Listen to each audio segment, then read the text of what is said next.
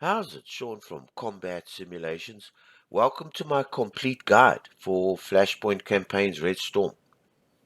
Alright, so before we get started, please subscribe to my channel, it's free, and also leave comments and suggestions. And watch my videos. It helps me a lot, I promise. I really do. And like them too. Alright, so this is my complete guide to Flashpoint Campaigns Red Storm. Now, when I started the game on my channel, I did an overview and a first tutorial. But when I did that overview and first tutorial, I'd only played about 3 or 4 hours of the first tutorial. So I didn't have any experience in the game. I hadn't played the game in depth, but I'd read the manual, so I kind of knew how it worked. So this guide is now after I've now completed the game in full. I mean, I've played every single scenario. If you look on my channel, I have 88 scenario videos, 89 with the overview and the tutorial. So every scenario and every campaign I've completed. The only scenarios I didn't do was the alternative ones for the Germany Reforged, because if you look in the folder, it's got Germany Reforged scenarios and it's got alternative ones. Now the alternative ones are with the less capable T-80 BVs. So all is the same scenario, but they put the less capable tanks in there. Now I already played it with the T-80Us, which is the best Soviet tank in the game. So I already played, so I didn't bother going there. And then of course I'm only talking about the scenarios where it was recommended best played as NATO, best played as Warsaw. All right, so I didn't play the head-to-heads, and I didn't. So in essence, I played everything that was available in the game. All right, now I have. I mean, if you now that I've finished all the scenarios, I have over 290 hours in the game. So I've decided to do this guide. You just got to remember that this is from my point of my experience with the game. I can't comment on anybody else's experience and what they've experienced in the game, or what the developers meant the game to be. I can only give you a guide and comment on what I've personally experienced in the game. Now I'm gonna start with the basic structure of the game. Like how all the different functions work, how the mechanics of the game works, what the game is. I'm going to do a little bit of that, and then I'm also going to talk about how the different factions play. The West Germans, the US, the British, and the Soviets, how they play, what their weapon systems are, how best to play this. I'm also going to talk about terrain, what's important to consider with when you're playing the game in terms of the terrain. And I'm probably going to end off with my general ideas of the game and how it works and how it comes together, and just some comments on the game and what I've experienced. All right, so when you start a game, you go to the campaign, the scenario, or the campaign selection. So you can play the campaign, but that doesn't you can't choose the which side to play. The campaigns are set up for specific sides. But you'll probably start off with either the NATO or the Warsaw Pact, and you can pick either one of them, and then you can proceed to the scenarios. Now, when you see the scenarios over here, you'll see this is like head to head, and it tells you on the suffixes here. So if you look down there, it says NATO, best played as NATO. Now, if you've picked NATO, you can go on, but if you've picked the Soviet, it'll just take you to the Soviet side, and it's not set up. So each scenario is set up for a particular side, which side to play and which side not to play. But I'm going to just give you an idea. So if you proceed to this one, then you've got these options. Now, how I play this, I like to play this as realistically as I can. Because, I mean, why do we play simulations? We play it because we want to mimic real life, what it felt like to be an actual commander. So I don't like cheat codes, cheats and stuff, because this just destroys the essence of the game. Why would you play it if you have all these cheat codes? So I like to try and play it as realistically as I can. So I never leave this. You see this thing here that says enemy units markers. No, why would you want to know that? That's not going to give you a realistic experience. Emergency resupply automatic. So what that means is if your units have to resupply their weapon, their ammo and stuff, then it immediately gives you like 30% resupply instead of you going into resupply mode, which is realistic. It's what you should do. Limited staff rule is not in effect. That's to do with the orders. So each side gets orders when you play, depending on how many HQs you've got and the battlefield conditions. You get an orders. You get like 15 orders to give out to your units, or 12 orders. Now this realistically affects the chaos of battlefield. So this just says you can move as many units as you want. There's no orders staff rule in effect.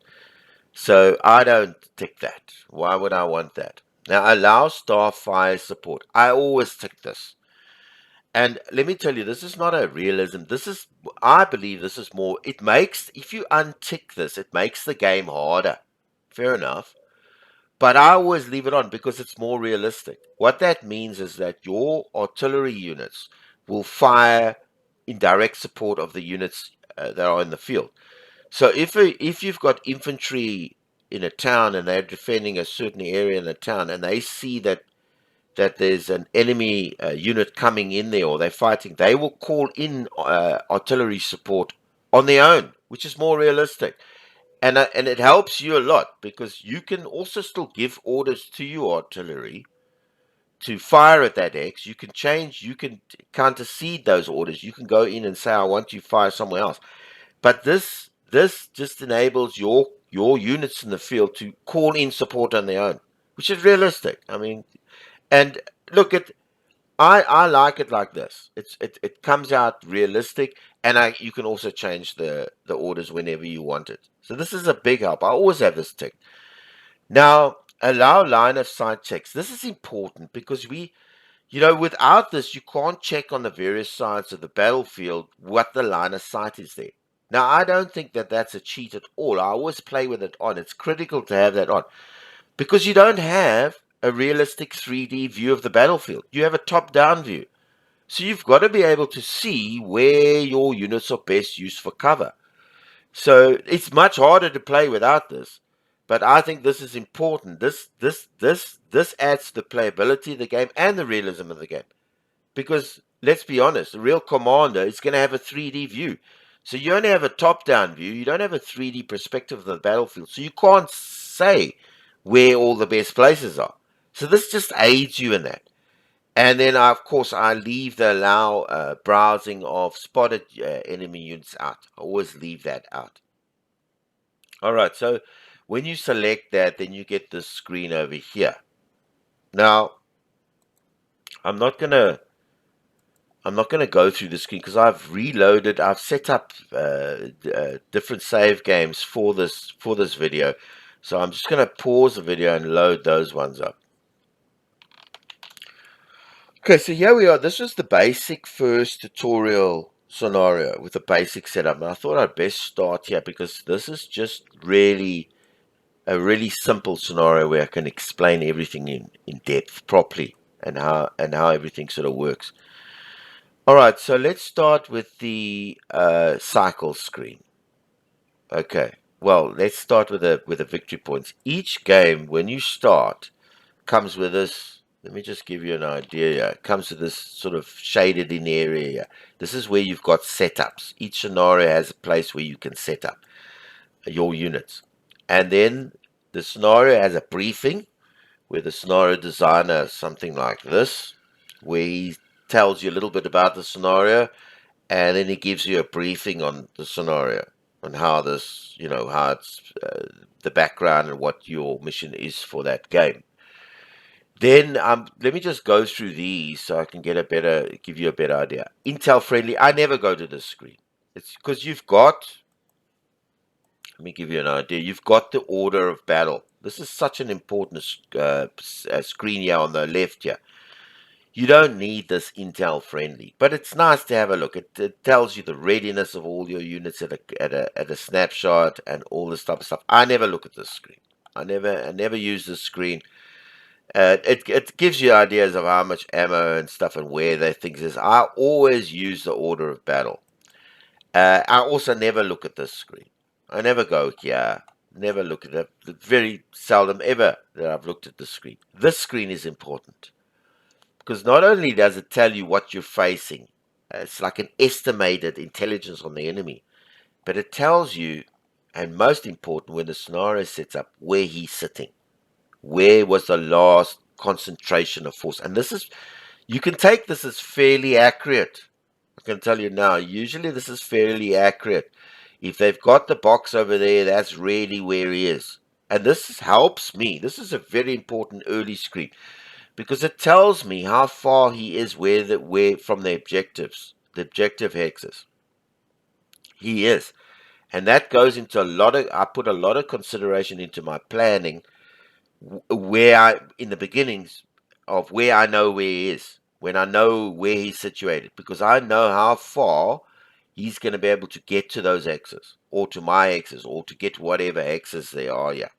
All right. And also, if he's defending and he's sitting on the victory X's, is he completely on the victory X's? Is he nearby them? Where, I always look at the screen in the beginning. Very important screen. Reported kills. This is the end of scenario. I like to see what they call is the most valuable player. This is a good screen. It's a nice screen. I only look at it at the end of the battle, but it just gives you the total amount of units killed at the end here. It doesn't tell you what value each unit really put into the game, because each unit in the game has a certain unit value. So this just tallies up the amount of units killed, not the values of the units that killed. But it's a helpful screen. Staff alerts I never go to, because this on my left here, if you see my mouse, this order of battle, everything goes in red here. It goes red. So you can immediately go to it and have a look. So I never look at the staff alerts. Staff summary, I look at in the beginning of the game. It's important. I don't worry too much about this thing. The graphs and all this type of stuff written down at the bottom here. This screen is hell of important. This tells you what do you need to achieve to do the objective, to win the scenario. And it tells you in terms of your decisive success, marginal success. So 77 points is basically your points all added up, and you need a 70% better ratio than he has. So if you're 70% plus all your victory points plus the enemy losses that you killed, and all he's added up is at 77% better than his victory points, better than what he's obtained with his victory points and whatever. So this is a good indication, because this tells you in terms of, if the victory points are low, if the victory points aren't high to get the victory points, then you need to kill a lot of units, and also keep your units alive with using the least amount of your units, but killing the most of his units to win the scenario. If these are low, so you can gauge a lot by the scenario based on this. If this is low, it depends also on the victory point locations. What are they worth? If they're worth like 100 points, then you need to kill a lot of his units, but and make sure he kills less of yours. And if it's lower down, like 55%, you only need a decisive success, then you don't need to kill as many of his. But you always got to try and keep your losses to the minimum, but you don't have to kill as many of his. So this depends. This is just a ratio. So depending on what your total is, and his total, you need to be 70% better than him in terms of success. Now this all counts here by the victory points. So if you see here on this screen where it says victory points, it tells you the entire unit force that you have in victory point values, and the force that's facing you. This includes reinforcements, everything. Now you have to remember, how do they do that? They do that because each unit in the game has a victory point value. So the total amount of all your victory point values, that's what you have in units. You've got to remember that the Soviets' values are much less than the NATO's. So NATO values their units are much more expensive than the Soviets. So you have to usually kill lots more Soviets to get to their victory point values. All right. This usually means he doesn't have a lot of units. He might even have as many units as you. But if this is high, he's got tons more units than you. Even now, at this range, he's got more units than you because his unit value is. I'm explaining that properly. I hope I am. His unit value is a lot less than yours. So you must always have a look at this in the beginning. And then you can look at his units here as well. I never knew this because I think it's a bit of a cheat to know exactly what he has. So I don't never look at this. I'm going to come back to this screen again, just to explain to you what area and anti-air and all this AP means. But for now, here's the victory point values. Now you have to put your units on there. You've got to claim those values. But also remember that the game doesn't just take you, if you claim these victory point values, you could still lose the game if you lose more units than him. All right, you got to remember. And the game also has an influence value on the victory points. What that means is within 12 hexes of this, when the game ends, even though you've occupied there with one recce scout and it looks all blue for you, when the game ends, it has a 12 hex radius of influence, which means that in 12 hexes from that hex, it counts up all your units that are within that 12 hexes and all his units. And then it adds the totals up, and if he has a higher value in these 12 hexes than yours, he's awarded that. So if you claim that hex, it doesn't matter whether you got blue there till the end of the game.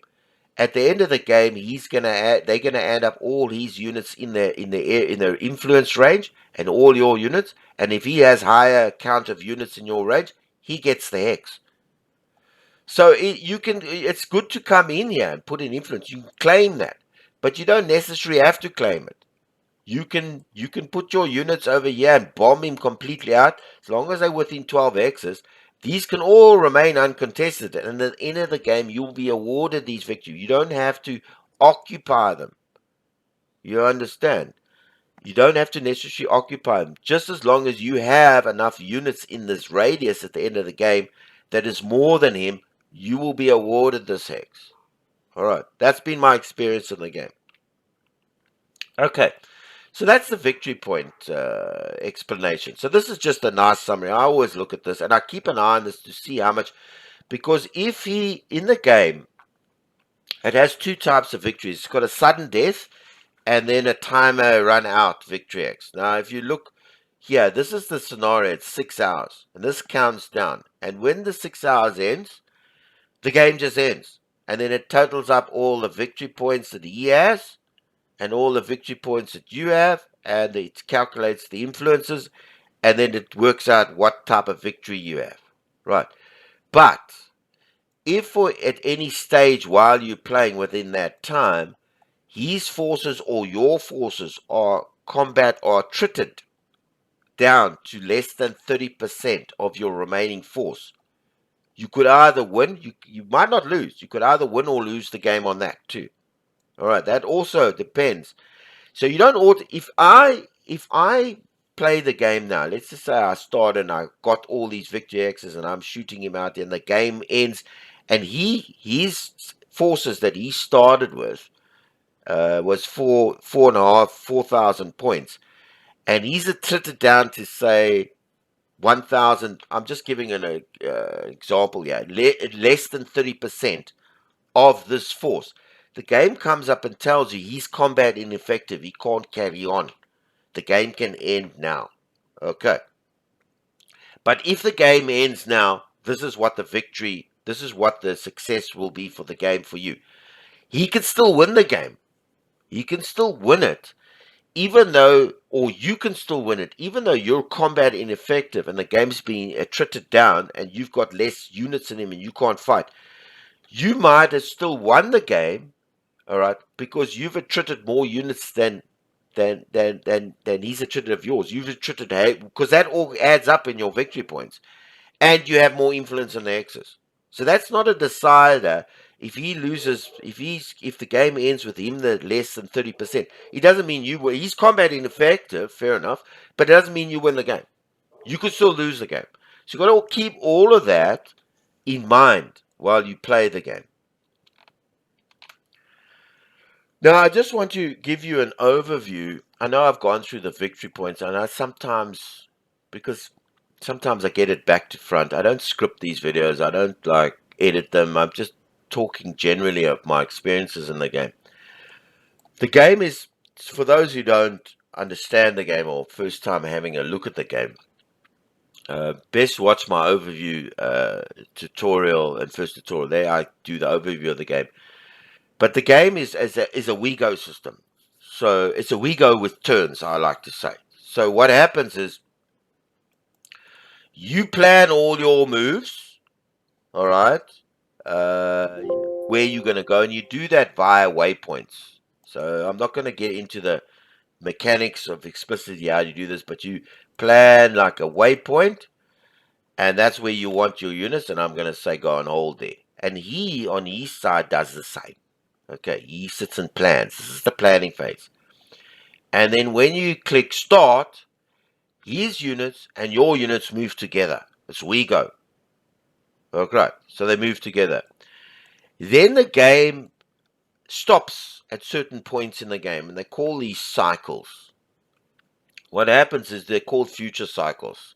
So depending on and this is guaranteed. I've never played NATO where the cycles have been more than the Soviets. The Soviets, you can generally guarantee, will always have longer cycles, turn cycles.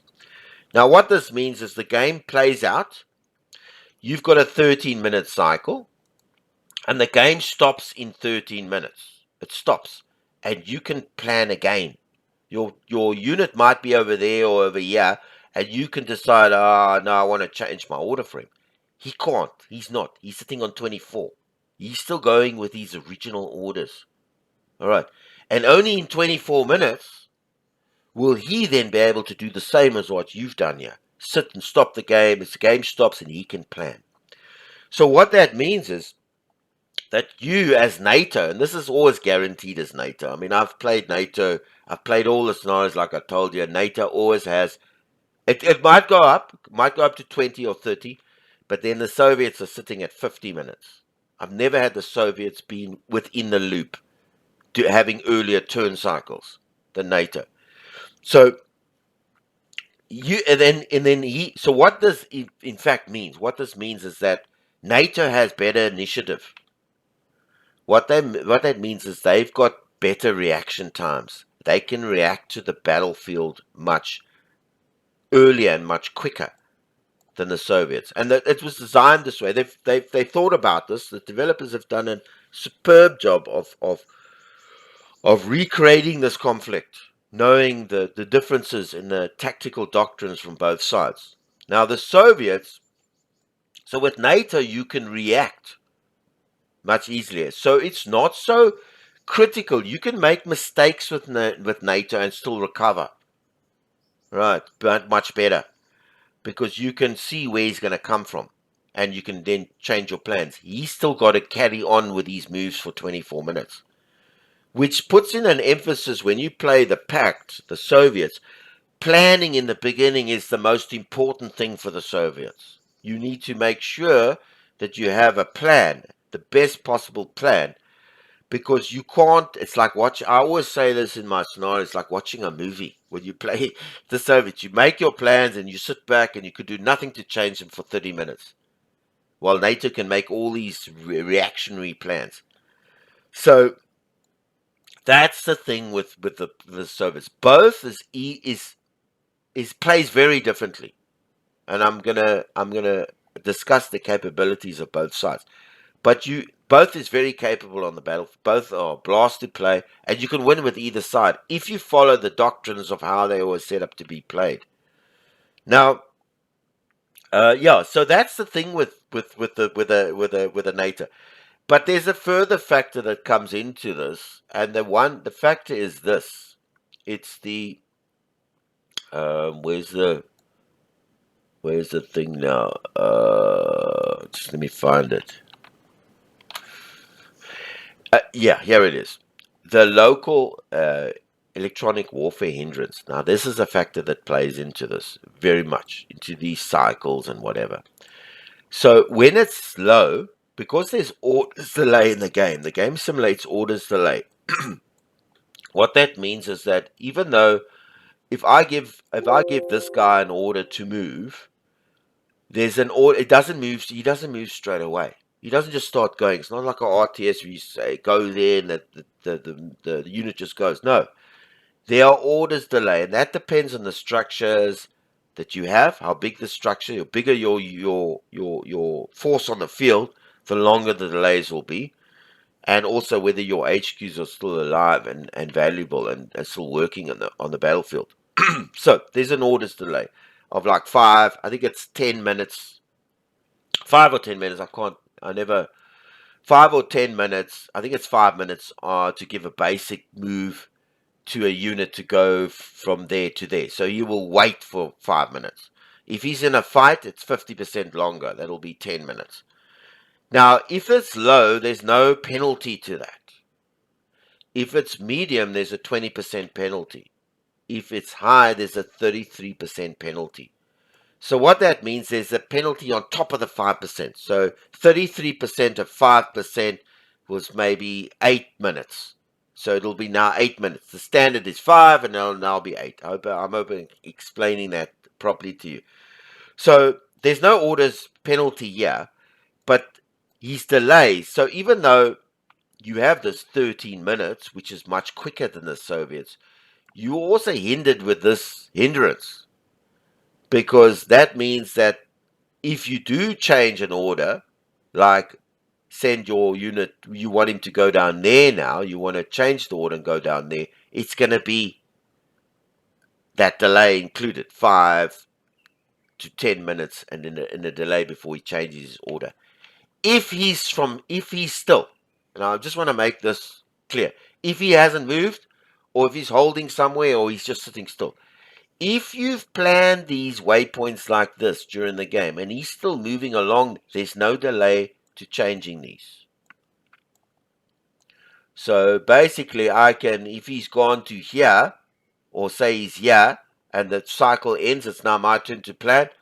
If I change these orders, and because I wanted him go up there into the trees, and he's ended up there. All right, and the cycle is now finished. The 13 minutes he's played, it took him 30 minutes to get there, and the game now stops, and it's asked me to change my orders. And I decide no, I don't want him to go there. I want him to go there. Then there's no delay in that. There's no delay at all in this. There's only delays if he's in combat or if he's at rest. He hasn't got an order, and you want to order him somewhere else. I hope I'm being clear with that. Now, while I'm on this topic of these waypoints, if you set these I try to set these waypoints as far apart as possible, because you only get 3 for each unit. So when you do your order point waypoint plan, try not to set them close to where you want to start moving, because you lose flexibility that way. So if it happens, for example, I'm just trying to get this point across. If he gets to there, if the game runs and he gets to there, and the game stops, and that's where he's moved, he's still got 2 and 3 to go to, you've lost that waypoint to change your orders. You've lost it because now he only has 2 waypoints that you can move around and change. What you want is complete flexibility with your units. So you want the waypoints to be as far as possible from where he started. So when the 13-minute cycle ends, he's sitting over there. Now you think, oh, I need to change it.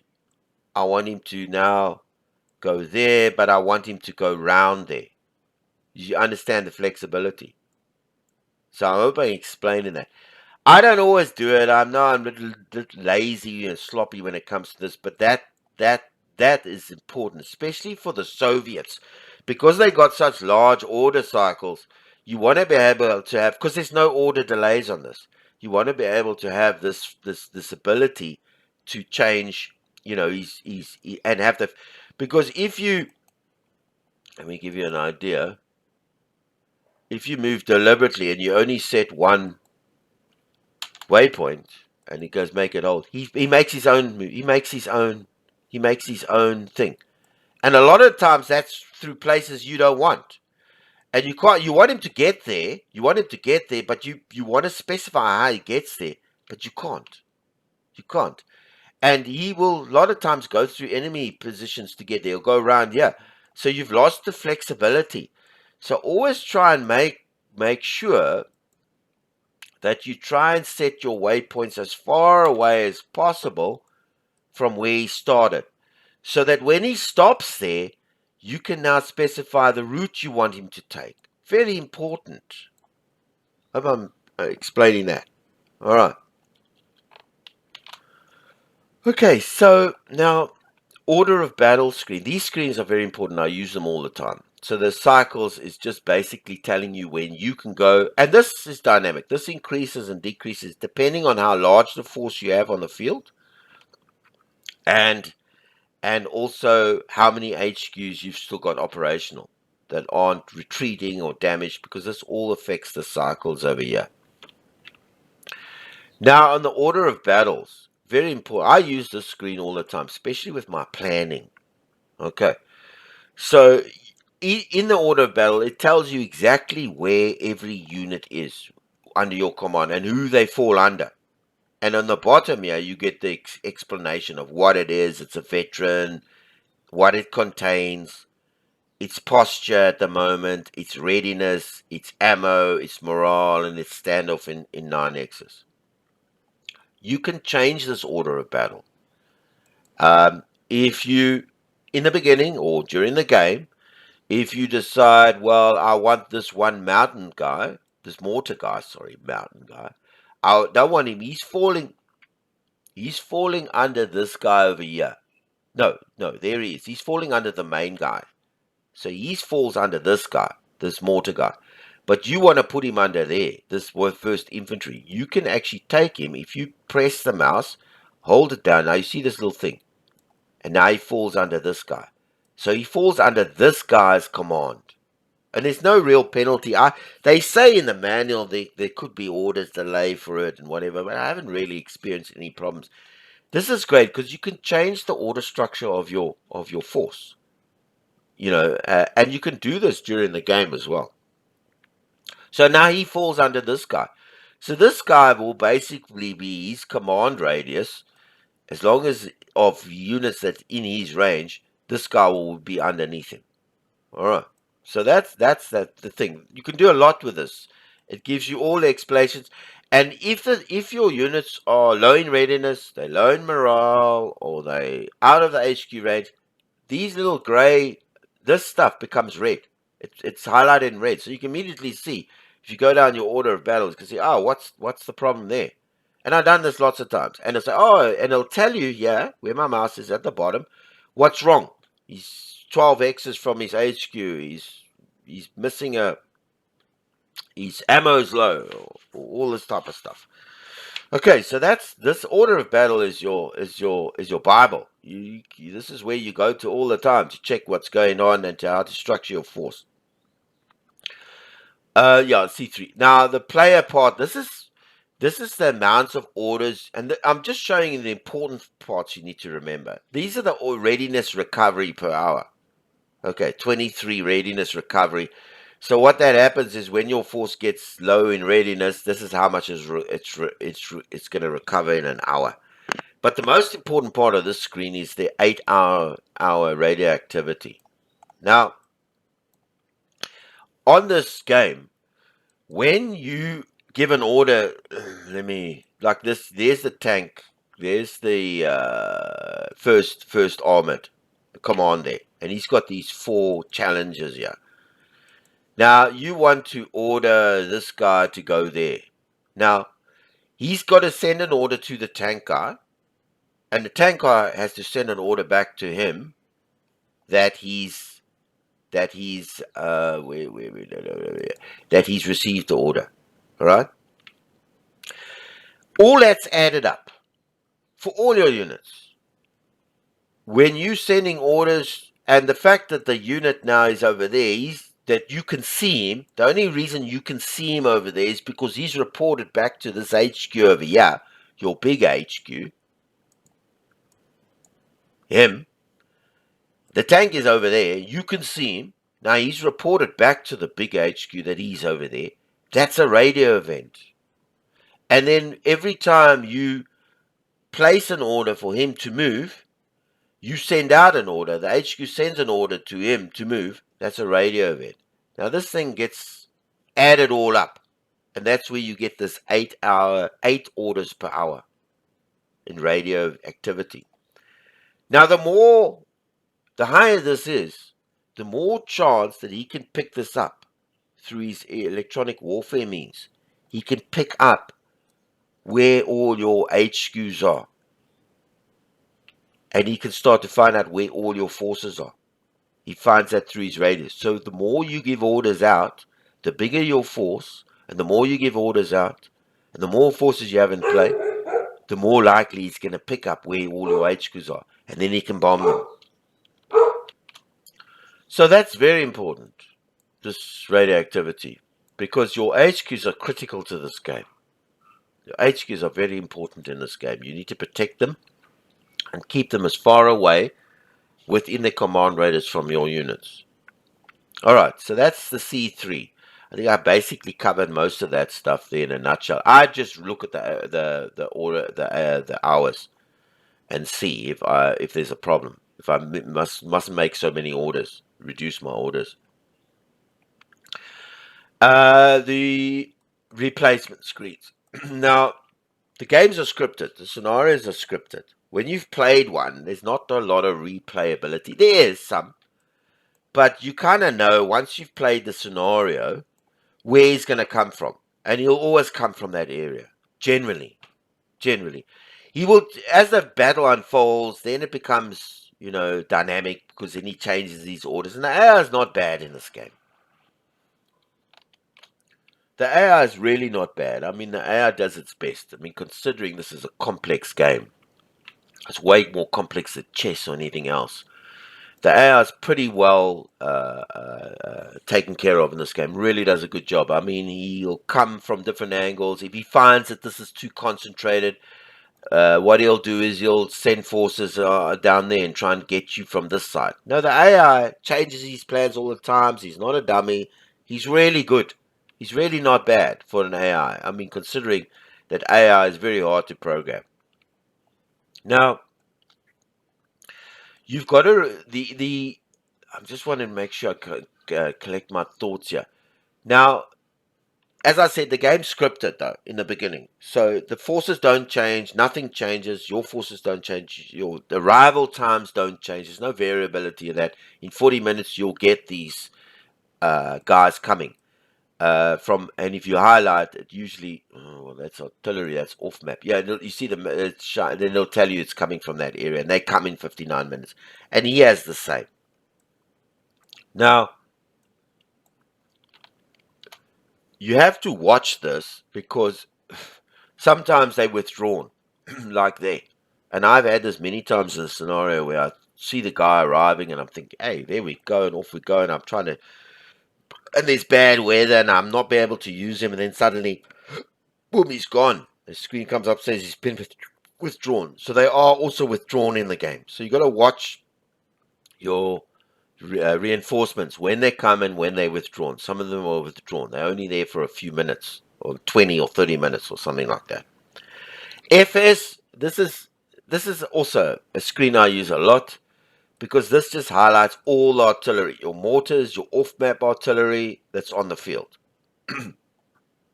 And I think I've covered everything on the map. This is everything that I use, and this is the parts that I use and I usually use the artillery from here. So instead of me going and having a look, I will then use the artillery there.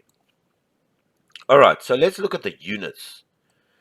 Now each unit, let me just give you the infantry.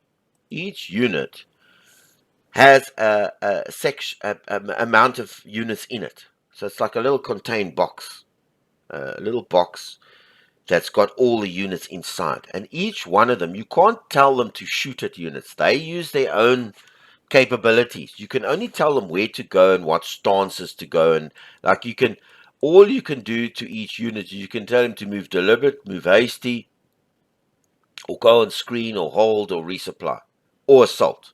That's the only time you can tell a unit to assault. I never use assault. I've tried once or twice. I seldom ever use it. I find that if you use assault, the problem with assault is it takes about 30 minutes for him to go and assault AX.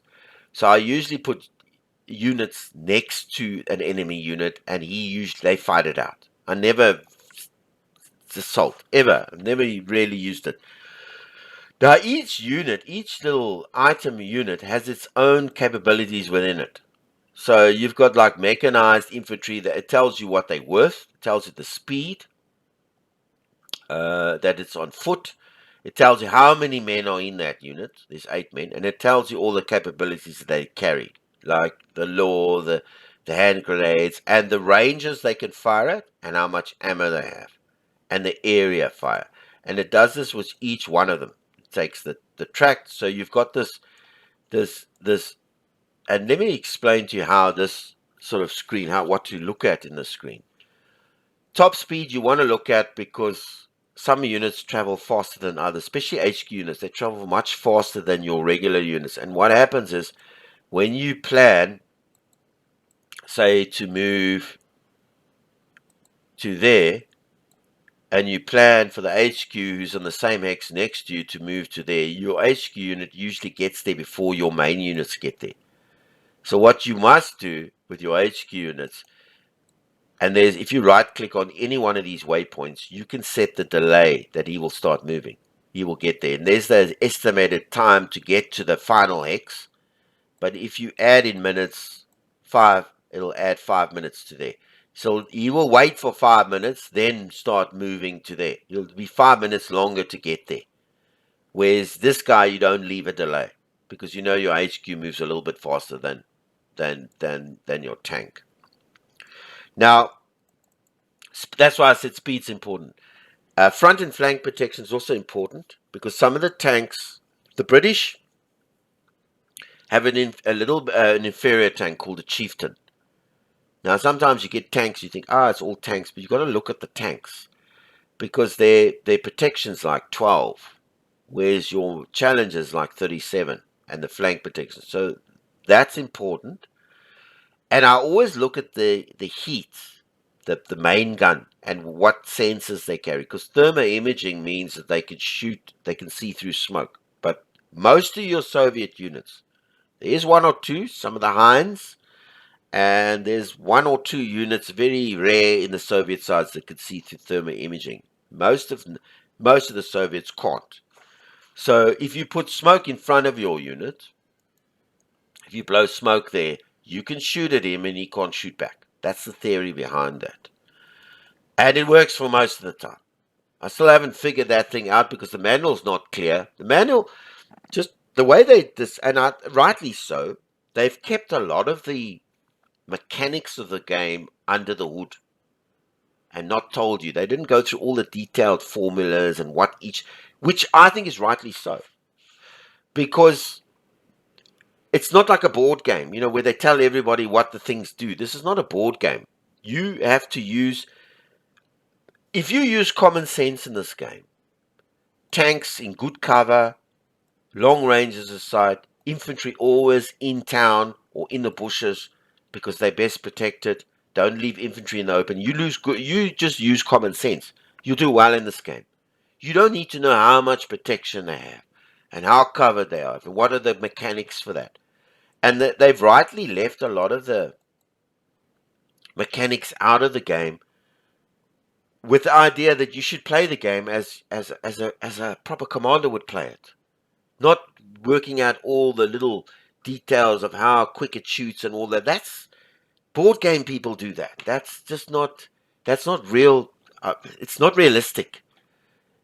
Commanders should be just concerned about morale and supply and how, I need to put my infantry in the town because that's the best place. You shouldn't be over concerned about How much defense is he going to get? What are the percentages? That's just rubbish. That's not the proper way to look at a battlefield. When you want to fight as overall commander. So they've rightly left that out of the hood, and I commend them for that. So a lot of stuff like smoke, and they'll just give an explanation of what it does, but they don't tell you the precise mechanics. So you must kind of use common sense as much as possible. And there's a lot of times I put smoke in front of units, and they still get shot by the Soviets, and they don't have. So I don't know what the percentages of whether they can see you or how much it degrades the ability to see you, but it's in there. It's in there. It's not 100% covered if you got smoke. Just remember that.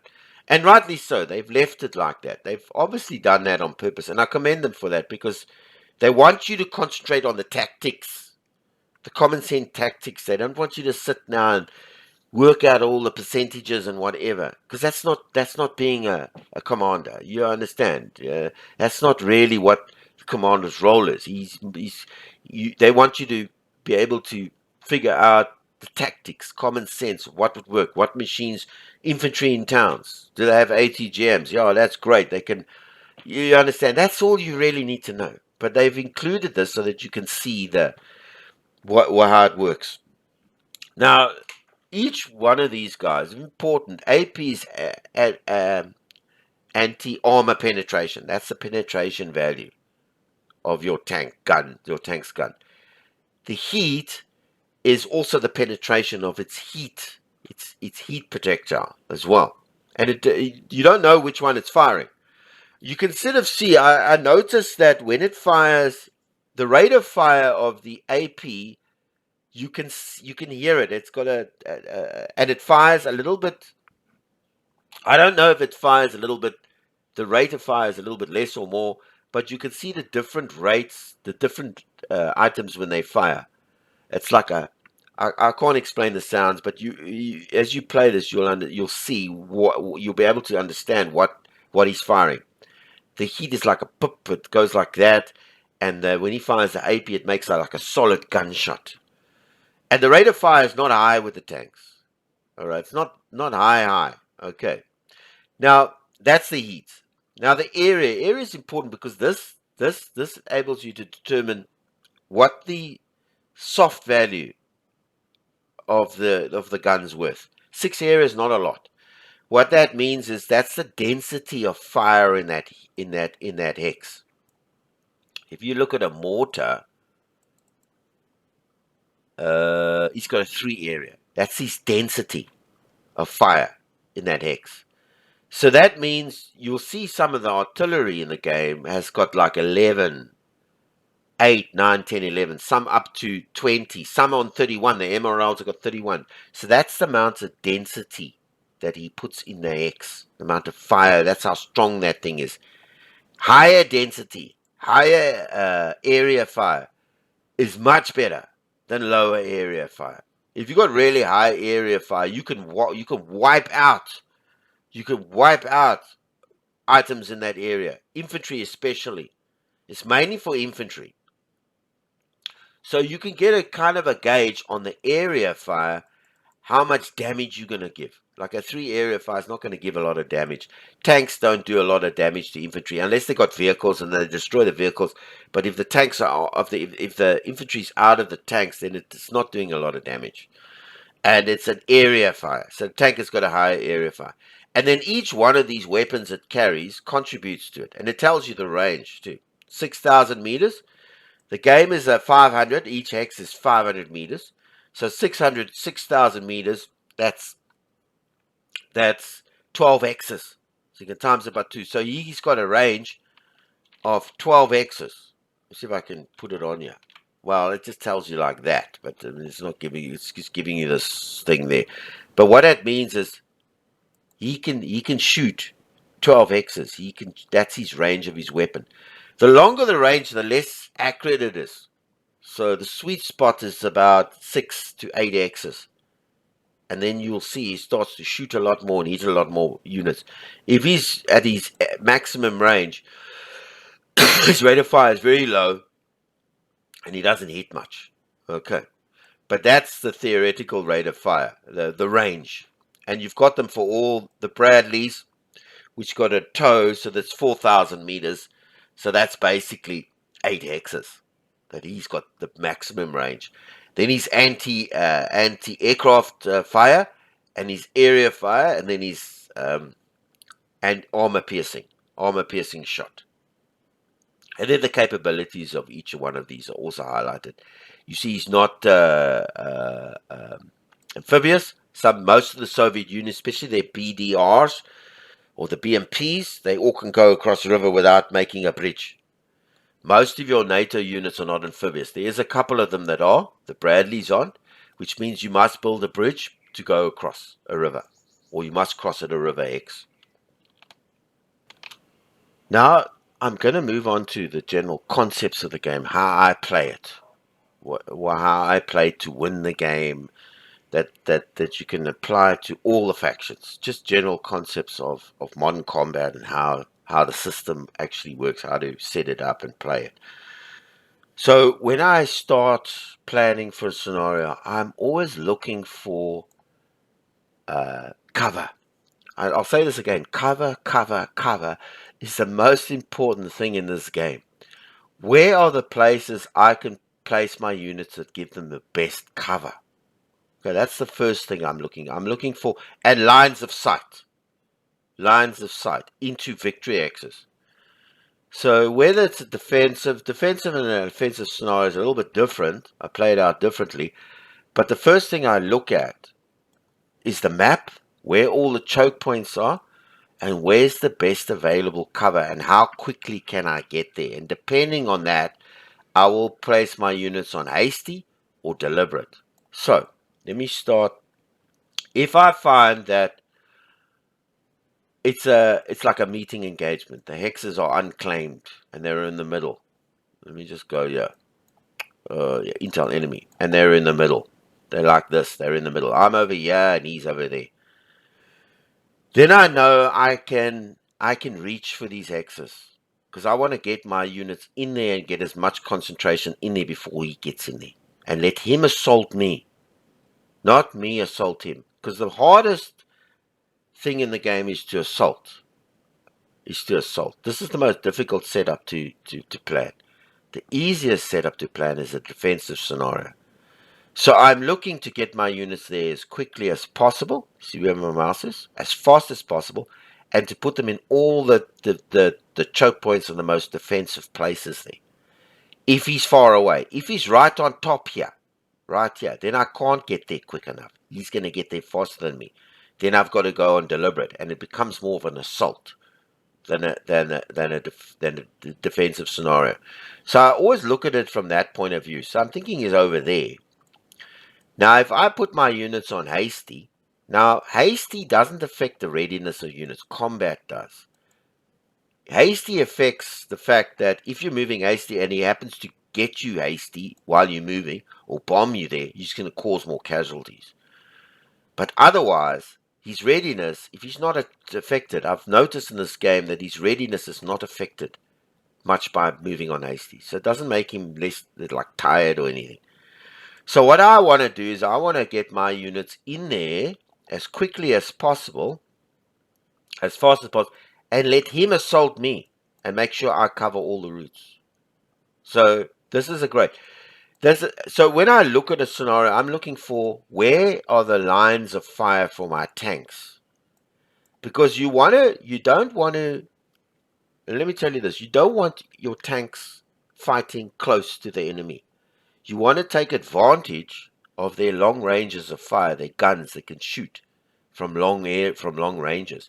And you want to make sure that you place them in decent terrain and on hold, not on screen. I use screen sometimes when it's in the open field, but screen gives you no real cover. He doesn't dig in on screen. Now it takes him about half an hour to dig in once he gets to a place. So once he's dug in, he's pretty much well protected. Dugging gives you a 50% advantage. So if you dug in any area and he shoots artillery at you, once the calculation of how many losses you must take must be given to you, there's a 50% reduction on that. So dug in is a big status. Now, when he's on screen, he's never dug in. He never digs in. So he's always exposed. He might be in covered terrain. He might be covering. But covering is not the same as dug in. So he's very exposed. I only used my tanks. And let me just start with the tanks. I only use my tanks on screen when there is no cover. Like 20% cover. This is terrible cover. And I want him to be able to, if he takes too many losses, or he's too close to the enemy, to scoot away, to move away.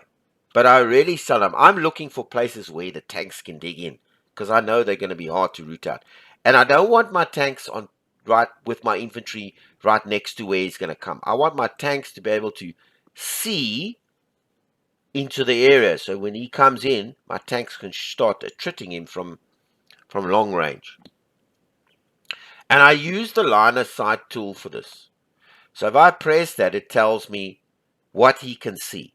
But remember, this is also deceptive, this line of sight, because it also depends on the vision.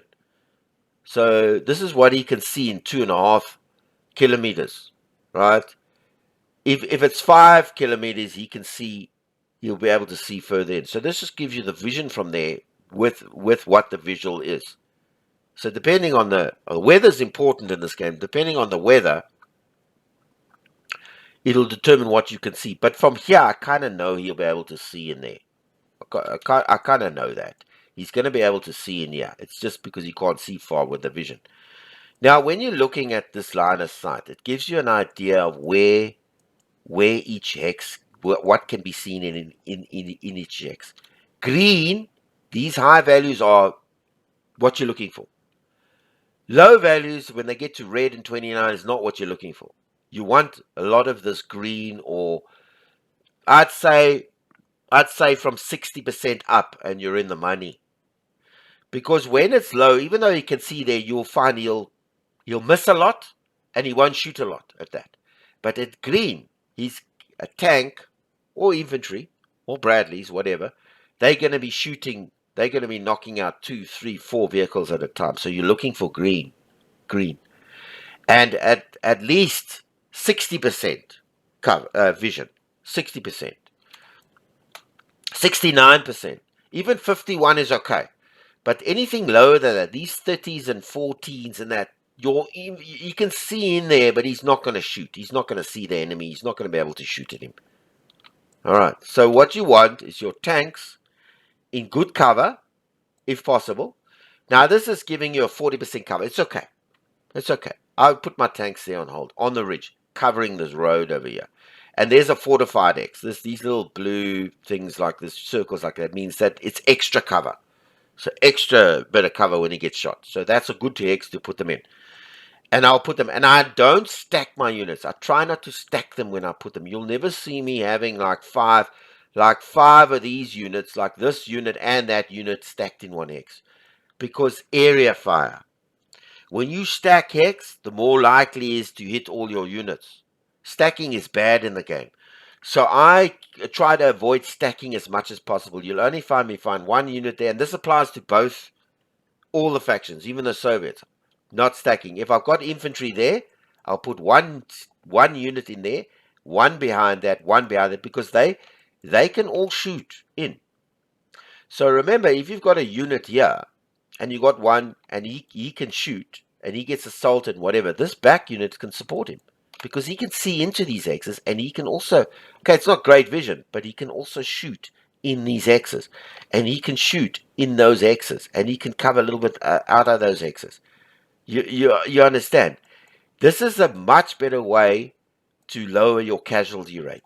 When you're putting 10, 12 O's in there, he bombs that, and his area fire is high, you're losing 2, 3 more times the amounts of units that you will be losing if you just had 1 O in there.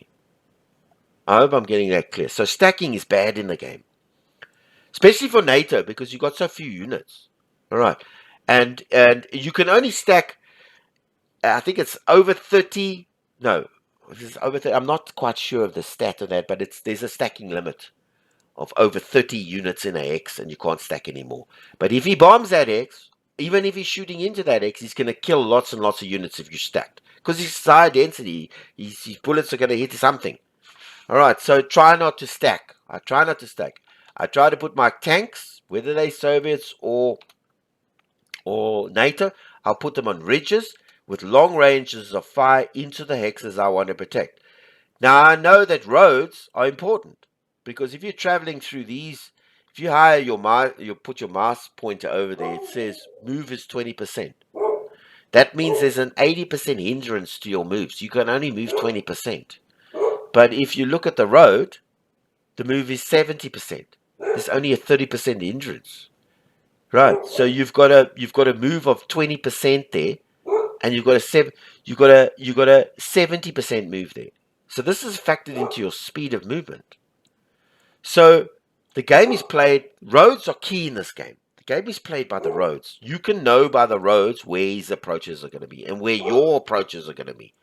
Because sending them in here through towns you're gonna run out of scenario time. It's too slow. So you by the roads you can see where the entry points are, where you can come from, and where this is very important in my planning. So I'll know he'll come down here, and he might come down there. So I plan everything according to the roads. According to the roads. So I want to see what vision I have into the roads, and where to place my units so that I'm covering the entry points via the roads. So roads are very important. So that's the first things that I look at scenario. Before I place my units, I want to know where all the lines of fire into the roads are, into all the entry points that he comes. Now, the Soviets often will come through the trees. Okay.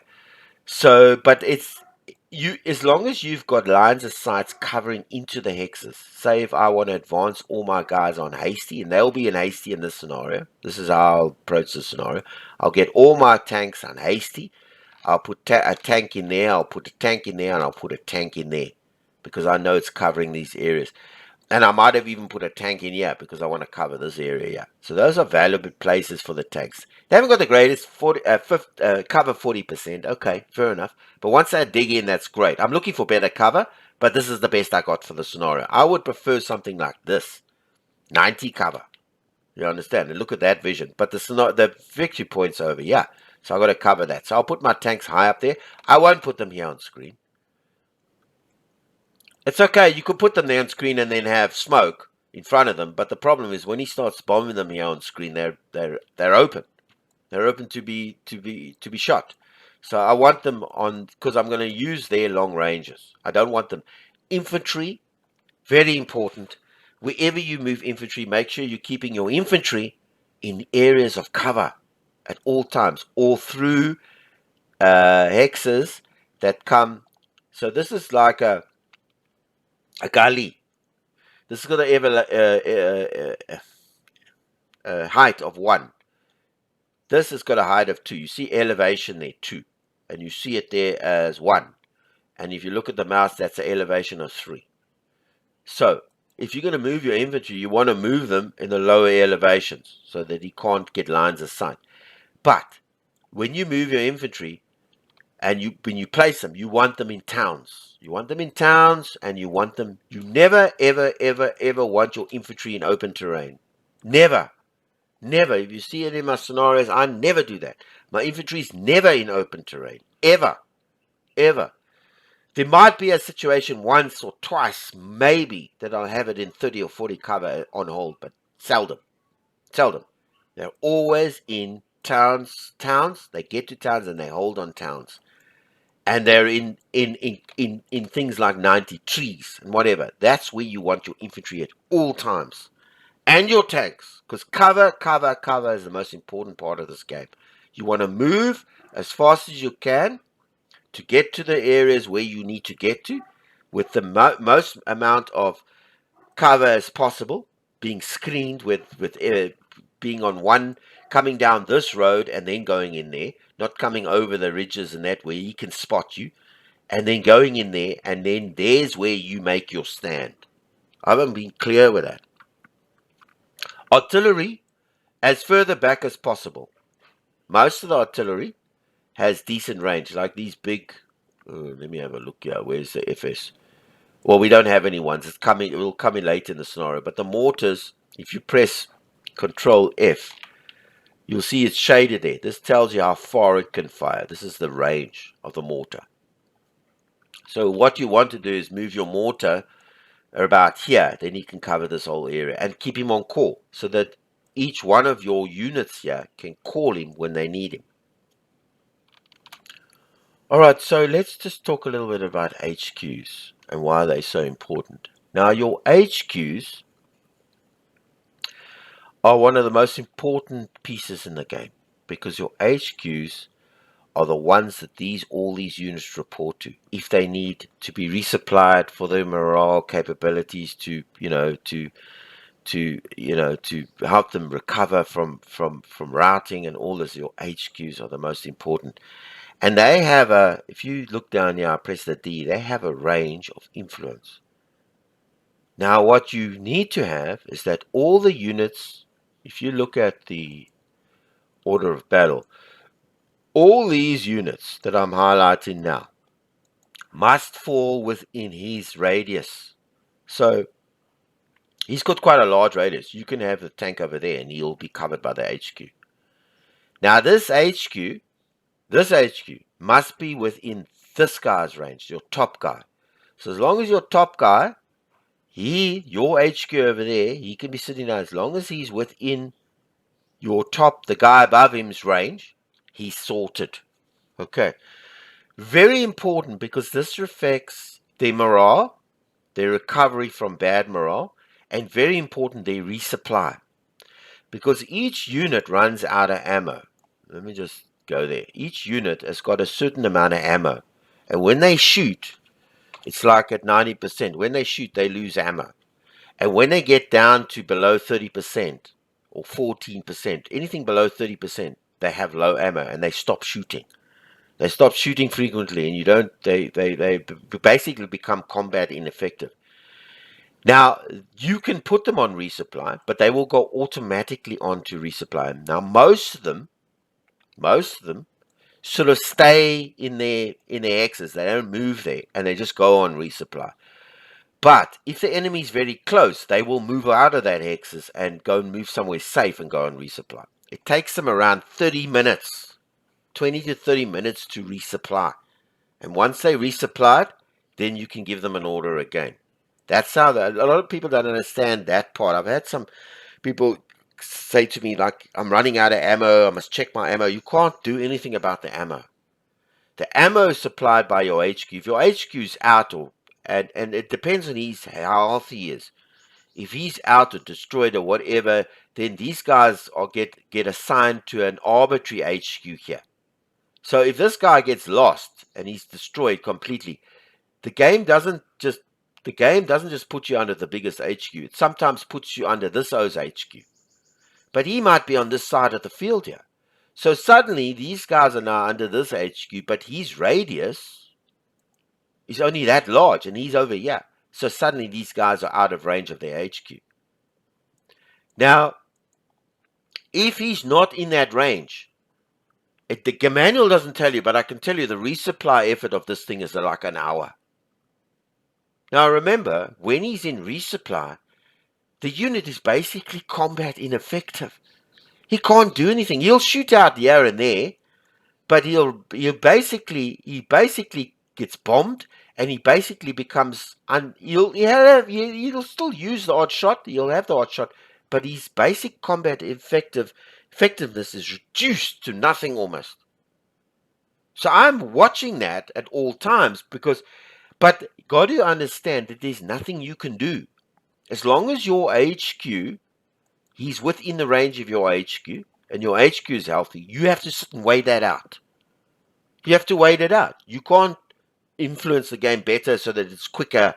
He's only can recover at a certain amount, and you have to wait it out. So I'm very careful about, there's nothing you can do about that, but I do worry about that because if he's infantry, if I'm shooting and he's shooting well, remember these guys you can't tell them where to shoot. They use their own discretion. Each unit is a separate unit. It uses its own discretion of what it's going to shoot at. So if there's an infantry one guy there, which is very hard to shoot, one oak, he will waste all his ammo on that guy. But meantime, in the back here, tanks are coming.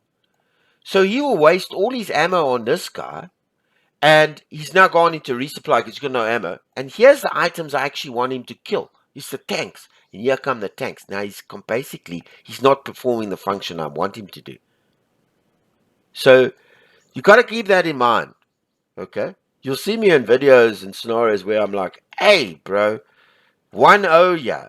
And you're shooting at them. I'm worried about them because I got the tower. I need you to kill vehicles, not tanks. You want the tanks to take care of the tanks. Really, that's the money for the tanks. Tanks is not there to kill infantry. They waste their ammo on infantry. You want your tanks to be able to kill armored vehicles, moving vehicles and tanks, trucks. You want your tanks to do that. You want your infantry to kill infantry. And also tanks, but from covered terrain, from terrain that's like got good cover. But your tanks are there to kill all the damn tanks, all these moving armored vehicles. Because that's what you want him down. That's the most highest value in the game, and you want him killing those things. You don't want him killing little infantry guys. He's wasting his ammo. Let your infantry do that. I hope I'm making sense with that. And that's obviously where your mortars and your artillery comes. Your artillery is there to kill infantry and vehicles too, if it's got the right ammo. If artillery has improved munitions, then you can hoy that thing at tanks and armored vehicles. It'll kill them in the open.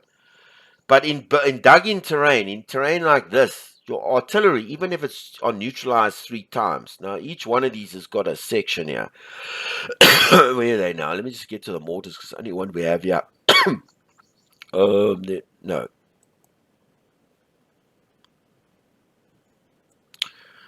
These things. These things are infantry killers. They do nothing to the tanks, not just because of the area fire or whatever. They might knock out a T-55 in the open or T-60, but they do nothing against the T-80s. Or if these mortars do nothing against your Challengers. They do nothing. They're mainly infantry killing weapons. Now your bigger artillery has a thing called, there's the what you can shoot. Your bigger artillery has things called sometimes improved munitions. Now these things are good for infantry and armor. And then sometimes you get saturation fire, which is 8 times. Now the artillery has this harassing, suppression, neutralizing, and smokescreen, usually. I never use these two. Why would you use this? Artillery is a club. It's like a hammer. If you're going to shoot artillery, you want to pour lots of it in there.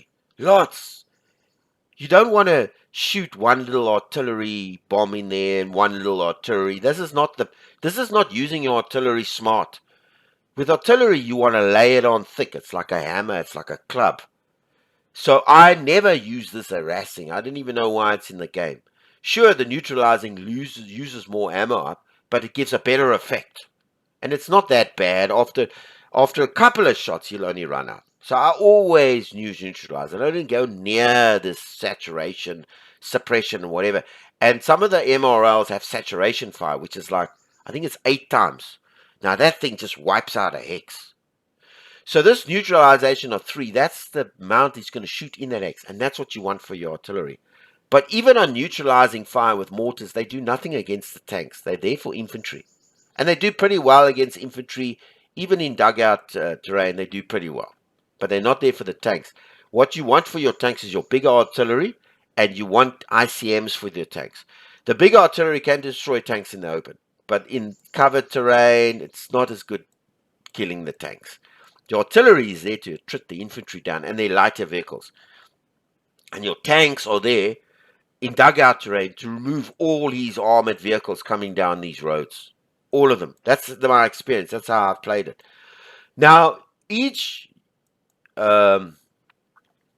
faction in the game has also what they call is an anti-tank. These things are tops.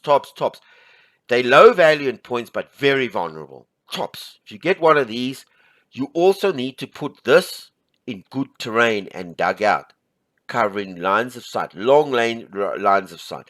They've got 4,000, that's 8 X's. You want him in also long ranges, and I would put him there because he covers in there and he covers a bit down here. I'd keep him there. And he's the only unit I will stack with a tank. Except for the weaker tanks from the factions. I'll put them with infantry. But with the premium tanks, like the Challengers and the Abrams and the T-80Us, which is the best Soviet tank in the game, I would put these strikers with them. Because those are the X's where I put my tanks, and I'd put them stacked with a tank. The other times I will stack a tank with infantry is in town, and I'll use the weaker tanks. Like the British have got the Chieftain, which is not a great. It's a lightly armored little tank. It's not doesn't last long. The Germans got the Leopard 1s, and the Americans got that M60. You don't see a lot of them in the game, but those are like the Challengers. They're tanks, proper tanks, and they've got a little bit. They usually have about 5,000 meters, not 6,000. They don't have as powerful, but they've got very little armor protection. Those are the only tanks I put in the towns. I sometimes keep them on the ridges, but they're just not as good as the main battle tanks.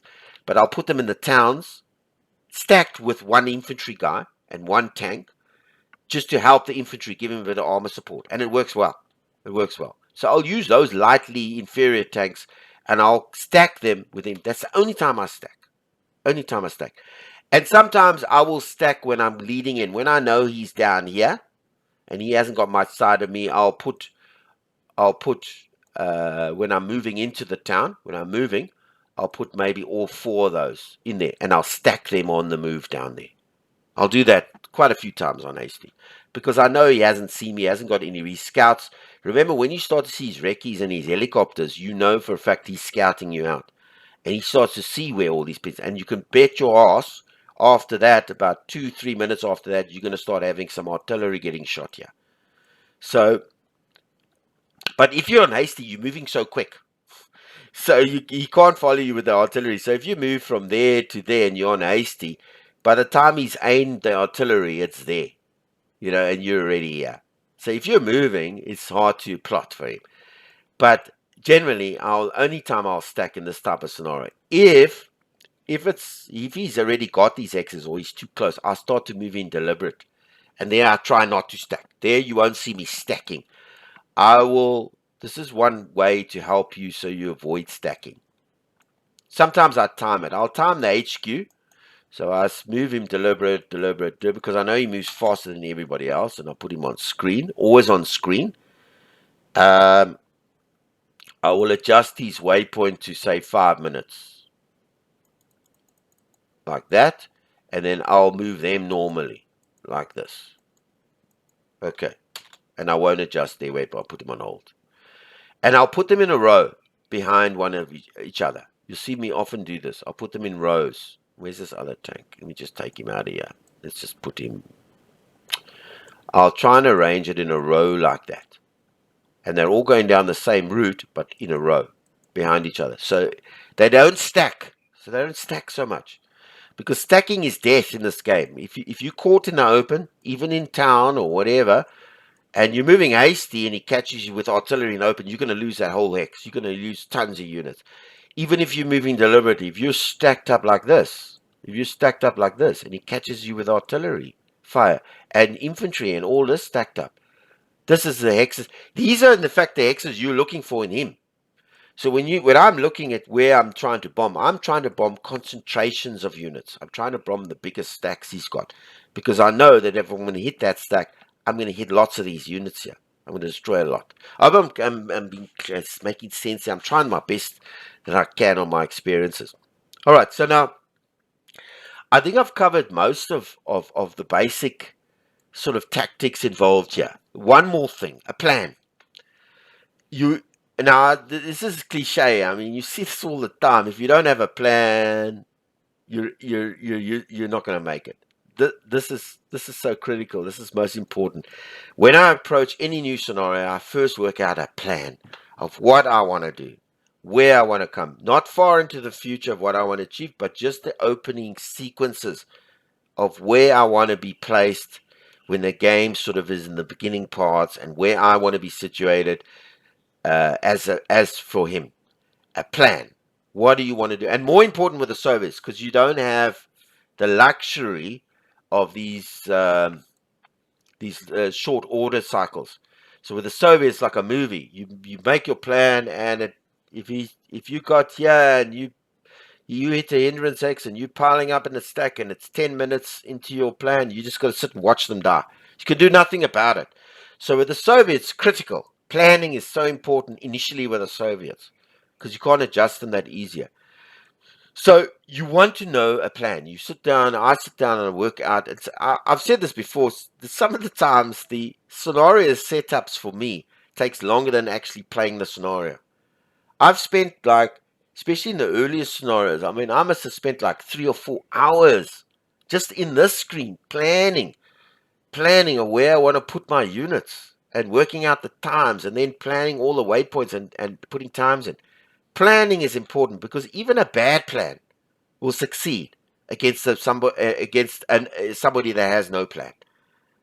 A badly executed plan is better than no plan executed at all. So a plan is the most important thing. Plan of where you want to go.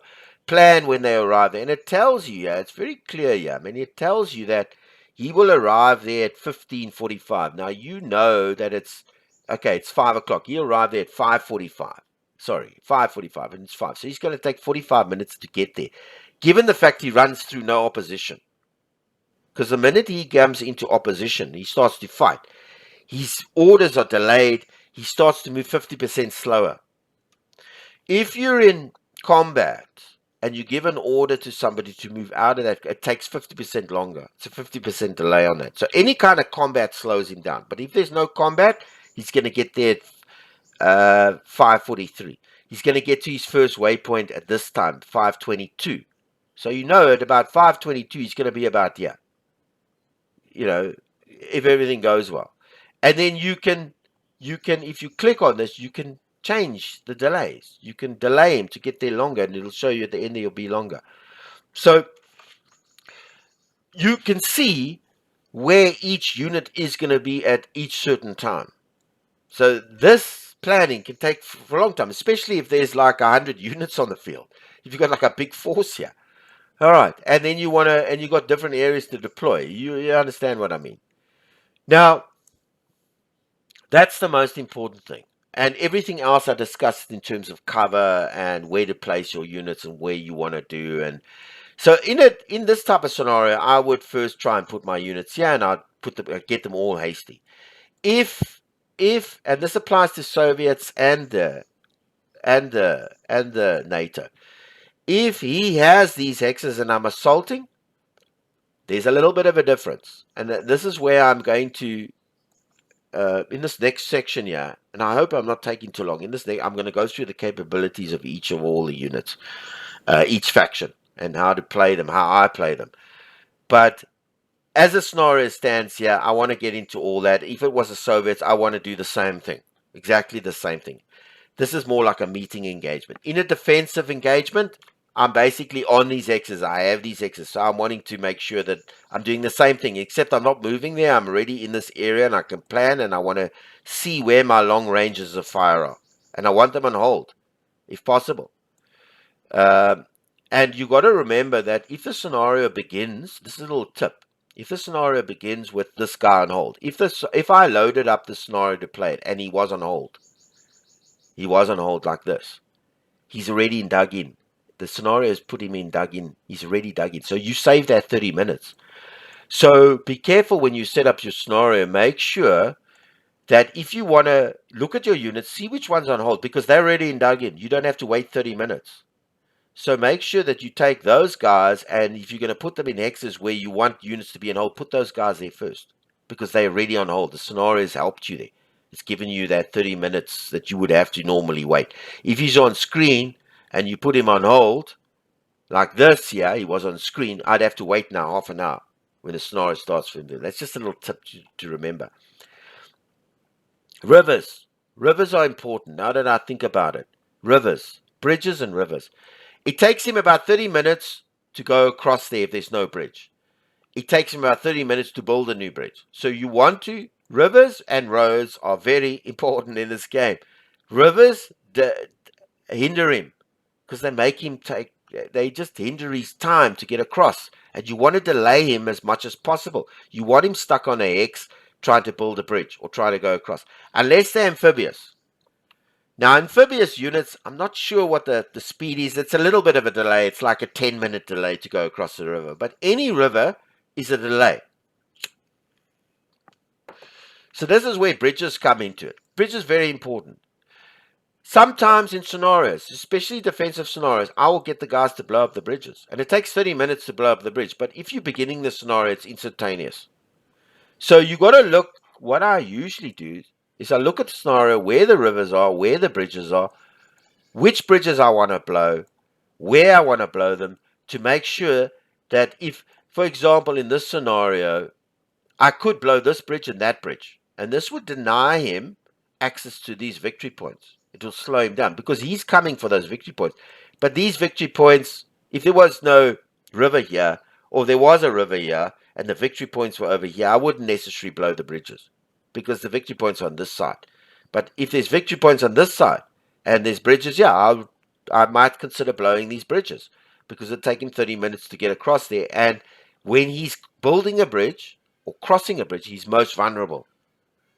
So bridges, that's another thing I just thought of now. Rivers and bridges. So you're looking for the roads, you're looking for the rivers, and you're looking for all the bridges which connect all the rivers together, because you want to slow him down as much as possible and shoot him as much as possible while he's vulnerable building those bridges.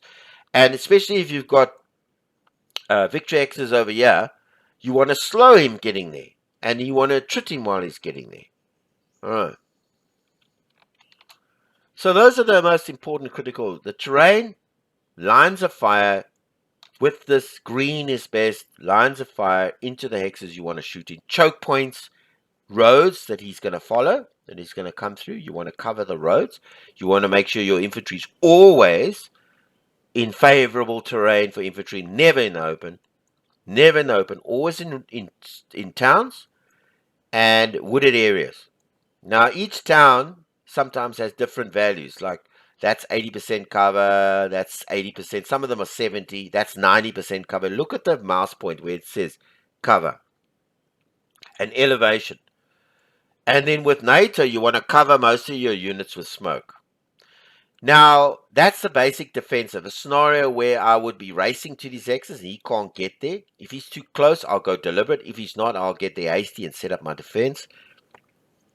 If I'm attacking as NATO, now attacking is a little bit differently. It depends on the Warsaw or NATO. I'll get to that now when I talk about the different factions. I'm just trying to think if there's anything else I want to cover here. Okay, aeroplanes. I think I didn't, and helicopters. Helicopters are the most vulnerable units in the game. Fragile.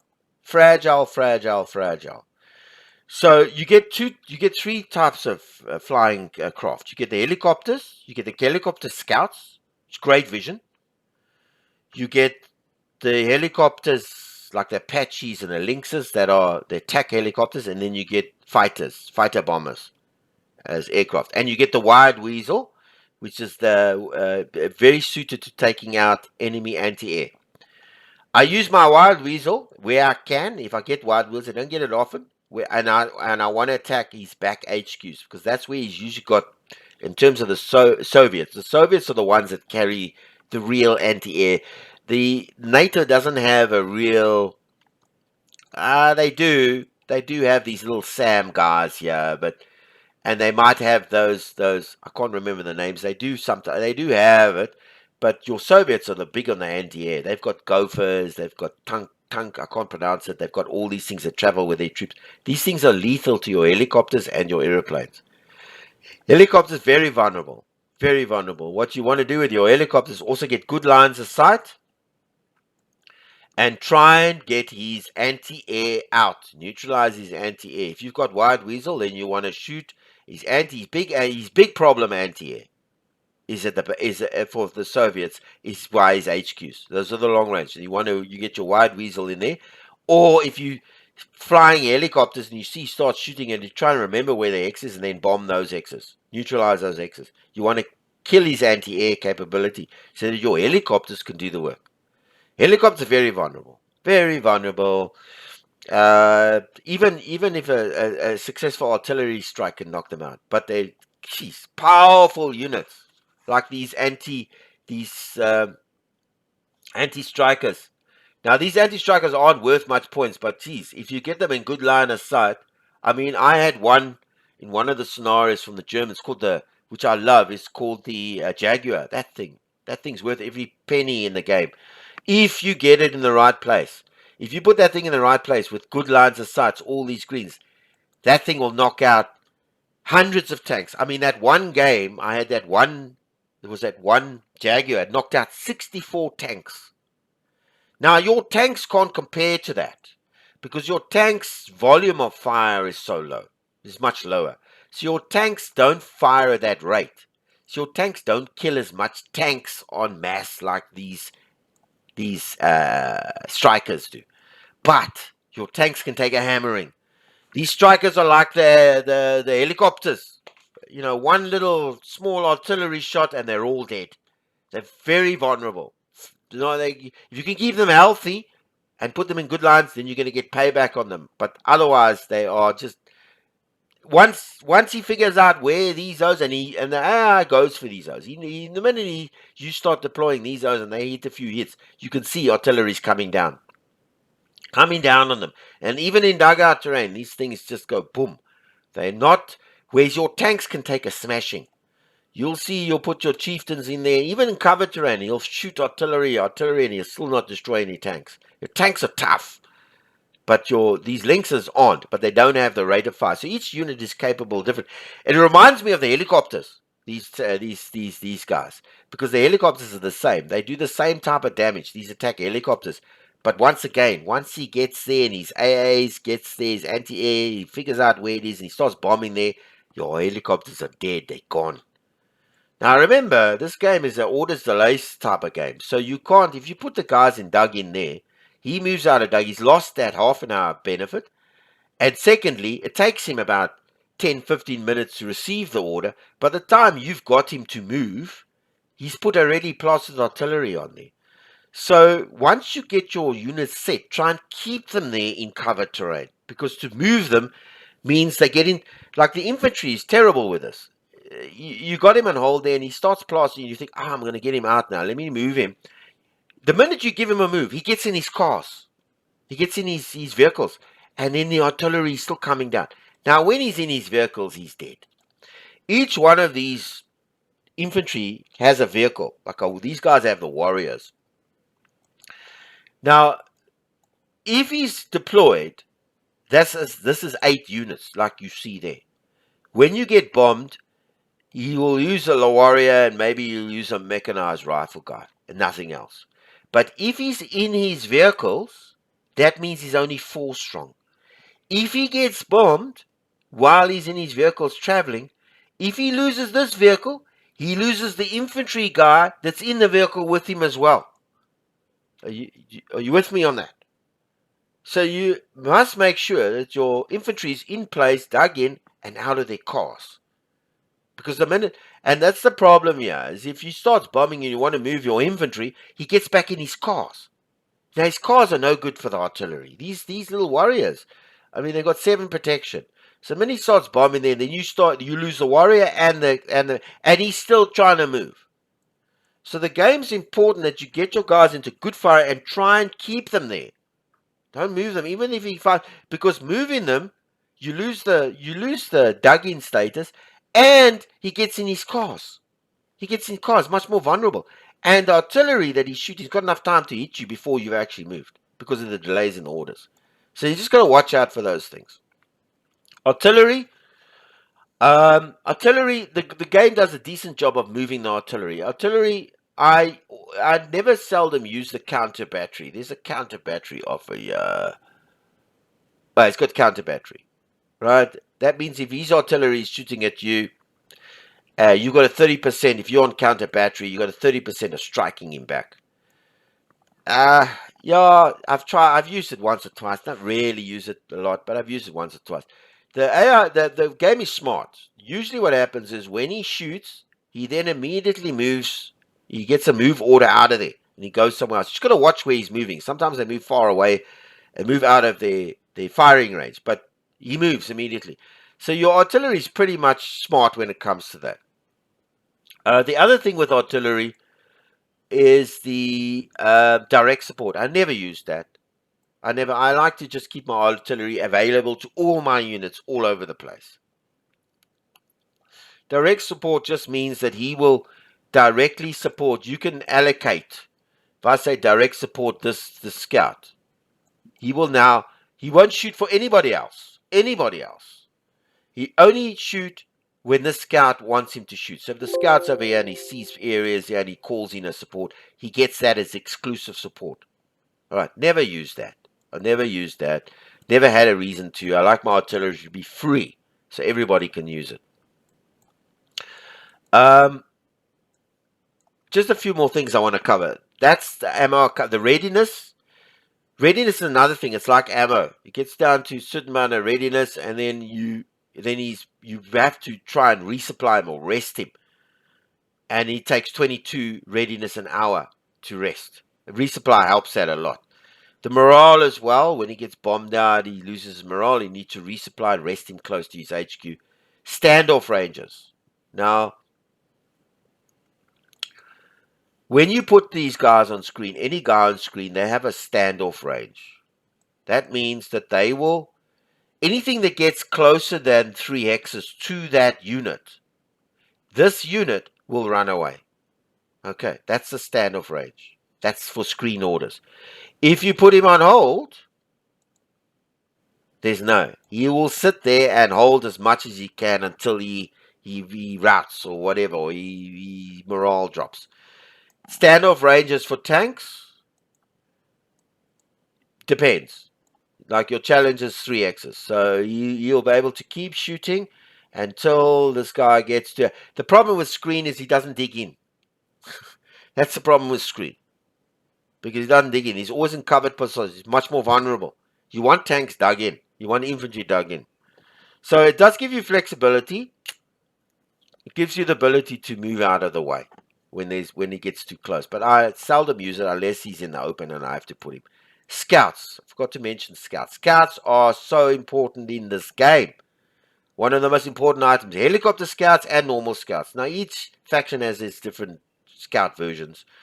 But the general idea with scouts is they can see, and the game is set up to give this, they can see much further than anything else. So I always, in an attack or defense, I will lead with my scouts. I don't worry if they get killed, because they're not worth a lot. 24 points. So I don't worry too much about it. My scouts are there to give me eyes and ears. So the scouts will always lead my columns. The scouts I usually send into the victory hexes, wherever they are, to go on screen. And I'll also send them into areas like that, just to sit there on screen and just to watch. Or I'll send them down the road here, even in open terrain, or there into the town, and just to watch this road. And the scouts give you the best vision in the game. So the scouts were able to tell me where he's concentrating his axis of advance. You need information in this game. Intelligence is vital. If you know where he's coming, where he's massing his main attack, you can prepare ahead of time. So always, always, always use your scouts, send them ahead, and send them into areas where they can watch roads. And they are pretty smart. The minute anything and even on hold, they run away. They just set up as recce's. They don't last long, even the helicopters, but they give you enough time to see what's coming, so you can get an idea of what's coming down those roads. The main axis of this axiom of this game is fight dispersed. Move dispersed, but fight concentrated. Move dispersed. So if you're going to come in here to attack these guys, move your units not in big stacks. Move them dispersed. Move the tanks down there, the infantry down there, the other guys. Move them all dispersed. So they don't all come in one long line. I hope I'm getting it. And then make sure they get all to the right places at the right times, at the same time, so that you can concentrate the entire force that has come from here, that has come from there, that's come from the entire force on this area, on this small area here. So move dispersed, but fight concentrated. That's how I played this game, and it works. It worked for me.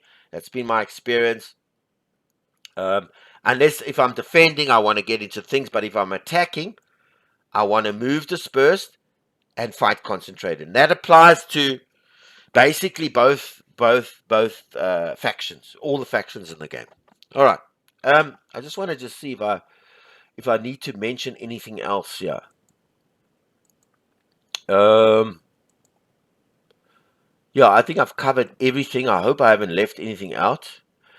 Now what I'm going to do is I'm just going to give you a brief. I'm going to pause the video and load up the different factions in their setups, and just give you a brief idea of how I've played each faction, and how all my thoughts and insights as to how they play and the differences between them all and all this type of stuff. Okay, so let's start with the British. Now, this is what's common to the British. They have these Challenger tanks, which is all the NATO tanks are pretty comparable. The Leopard 2s, the Challenger 1s, and the Abrams for the Americans, you can use interchangeably. They've got excellent tanks. They do the same. They just generally just as hardy as the others. So they're very good tanks. The British have this Challenger, and they also have another tank. It's called a Chieftain. It's not in this video here. It's not in this setup here, but you'll get them. It's like the Americans have the M60s, and the Germans, the West Germans have the Leopard 2s, the Leopard 1s. The Chieftains are far inferior to the main battle tanks, the Challenger 1s. In fact, the Chieftains and the Leopard 1s, they have like front protections of like 12 or 11, whereas all your main battle tanks have around 35, 36, 37.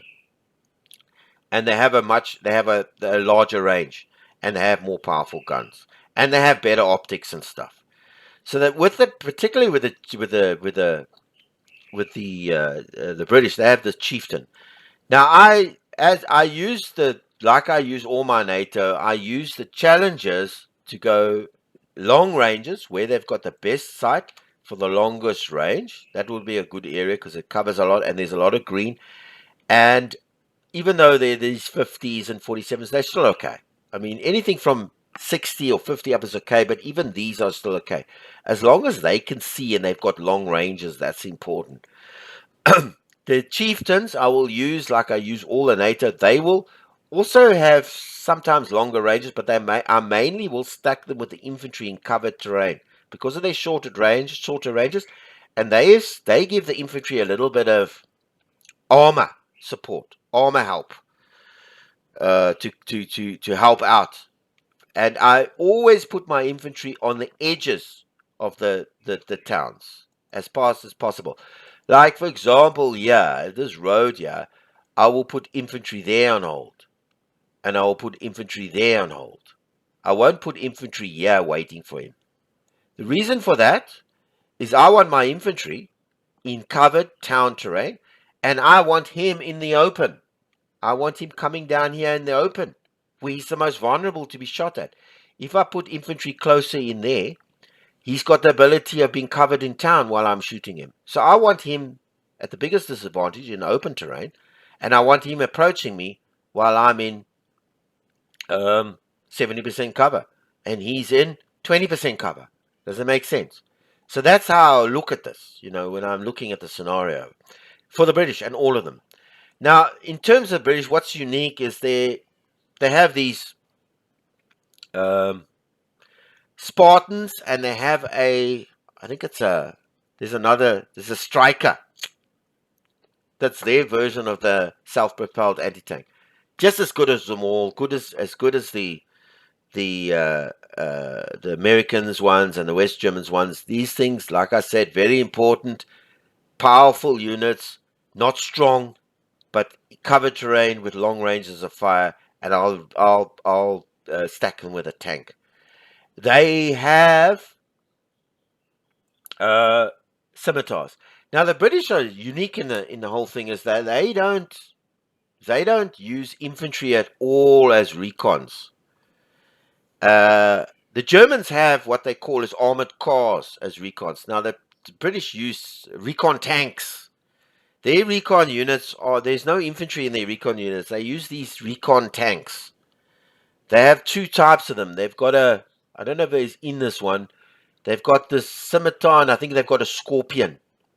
Now, that's their recon units, it's tanks. These type, which is great for the British because it doubles up as a spare tank. Because these guys are much more hardy than the Americans and because the Americans got the Bradleys, and the Bradleys just shoot out of the sky, and they got which is great. They got the tow on them, but they're not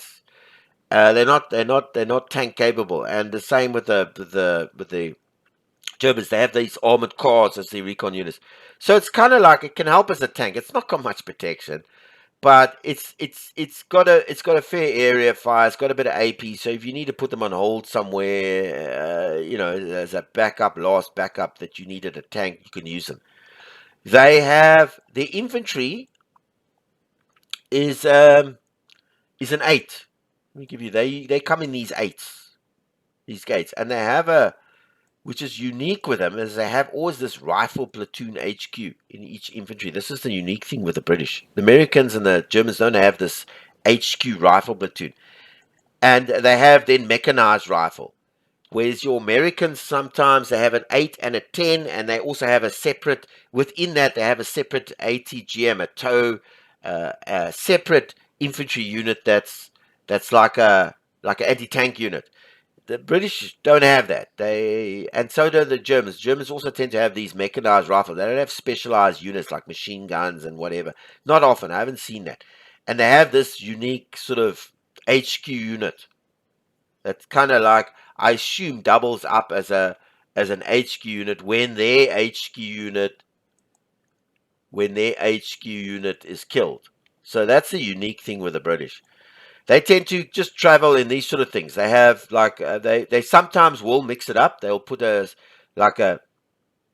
Spartan anti-tank with each infantry sort of platoon or company, and then the infantry is usually 8s, in bulk. The helicopters, they use these Lynxes, which is an attack helicopter, similarly like to the Apache, their version of it. Not as good because they don't have the range. The Apaches have, I'm not mistaken now, they have the largest range of any helicopter, any unit in the game. The Apaches have a 16 hex range with their Hellfires, which is like 8 hexes. The tanks don't even have that. The tanks don't. It's 8,000 meters, the Hellfire. That's the big advantage of the Apache.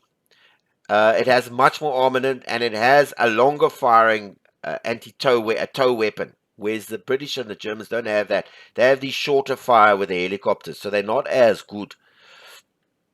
They use these Abbots. Well, they've got M109s, but they also have Abbots. I don't know if they've got any of this is specifically. Let me just look at the FS. Okay, this particular one, they got the 109s, but they also have an Abbot. They use the M109s, which is common to NATO. This is great. It's got a decent area fire and a decent area fire. Not great, but it's decent. It's probably if you look at the mortars, these things have got 4 area, so they don't have density fire. But at least the mortars are protected. So they use that. I find the British, I like playing the British. I really do. They're very similar. I use the British. The British have little bits of differences. Their challenges are great. Their anti-tank vehicles, anti-tank self-propelled is great. They have great artillery. And they have decent infantry. I like the fact that they've got some bulk, because they also have these Milans. They also have separate sections, whereas they tend to have like the mechanized units as by itself, and then they'll have a whole big section of Milans. This is unique to the British. Let me just give you an idea. Now, this is a separate. So within their platoons, within their structured platoons, they'll have usually a HQ. They'll have 3 mechanized rifle with this platoon at the end here.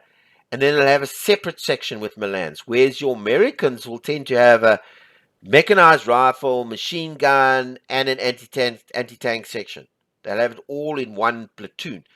Whereas the British sometimes split this up. They'll have a separate platoon of anti-tank, which is Milans. And these are great, these Milans. They've got a 2,000 meters. That's 4 X's in the game. 4 X's. This is brilliant. I mean, most of the infantry, only the vehicles have 4 or 5 X's. The infantry, but these Milans are great because they can. That's 4 X's. 1, 2, 3, 4. They could see in there. So this area is covered with these Milans. They're great. I love them. I put them on their own. Sometimes with tanks. Sometimes stacked with tanks. And I usually put them ahead of the infantry to take care. So I'll put a Milan over here because there's a nice area to cover here if he's coming through here. And I'll put an infantry guy there with him, or him alone, or him at the back. Because if you look at the line of sight, the infantry takes the brunt, he's in covered, but the Milan, because of the 4, he's covering these X's here. You understand? He's got his Milan going there. So yeah, that's generally how I play the British. Only subtle differences. Basically, the equipment's very much similar. They use mainly tanks for recon. The infantry is a little bit split. They use the anti-tank sections for. They have their own platoons, separate platoons for their anti-tanks. Generally, they have the Challenger ones, and then they have the Chieftains, which is their second grade tank. And then they have these Lynx helicopters. And the artillery is pretty much the same. They also use this one M109, but they also have those Abbotts. I've seen those Abbotts that they use. I use the British the very same way as I use most of the NATO. I will send the recon units out. I'll hasty for the hexes. The only difference, and I'll get to this at the end once I've covered all 3. Once I get to the Soviets, I'll explain how I assault with NATO. I assault differently with NATO than I do with the Soviets, but I'll explain that when I get to the Soviets. All right, so I'm just going to pause this, and I'm going to load up the US Battle of Order video. Okay, so here we know the Americans. Okay, so the Americans are a little unique. They have 10s. They usually have 10s. They can also have 8s in their sections. But as I said to you, look at the Americans, how they're structured. They have the mechanized rifle, like the British, but they also have a separate section of men for these grenade launchers, these M40s. Then they have a heavy machine gun section. This is all within one single platoon. And then they have the Dragon, which is the heat. So they don't split their Dragons, the anti-tows, and that separately. They have it all sort of in task forces, but they have it generally all sort of set up as in one platoon. They also have. I just wanted to show you. They also have this M901, which is anti-tank, very similar to all the self-propelled anti-tanks. Devastating, good range, 4,000 meters. Heat 57. As I said, very vulnerable. You want these guys in good lines of sight. Everything that's green, everything that's sort of lightly colored, 82, 60s. You can tell the values here. 43s. It's all sort of good sort of cover. When you get down to 14s, then you find they don't fire at all at anything in there because they can't see. So you want them. You want to keep them healthy. I will also put them with Abrams. They use these. There's one more thing I wanted to show you. The infantry. Okay, where's the Bradleys? Most of the American infantry has this Bradley going on now. Okay, these ones don't. But the infantry usually with Americans has the Bradleys, right? They usually also follow with the Bradleys. But they use this tracked vehicle, this thing. And this thing is just, it's amphibious. It's the only sort of American amphibious unit. So it helps you when you're crossing rivers, but it has really not real value in shooting, in fight as a fighting unit. So that's why you have this infantry in here with a Dragon.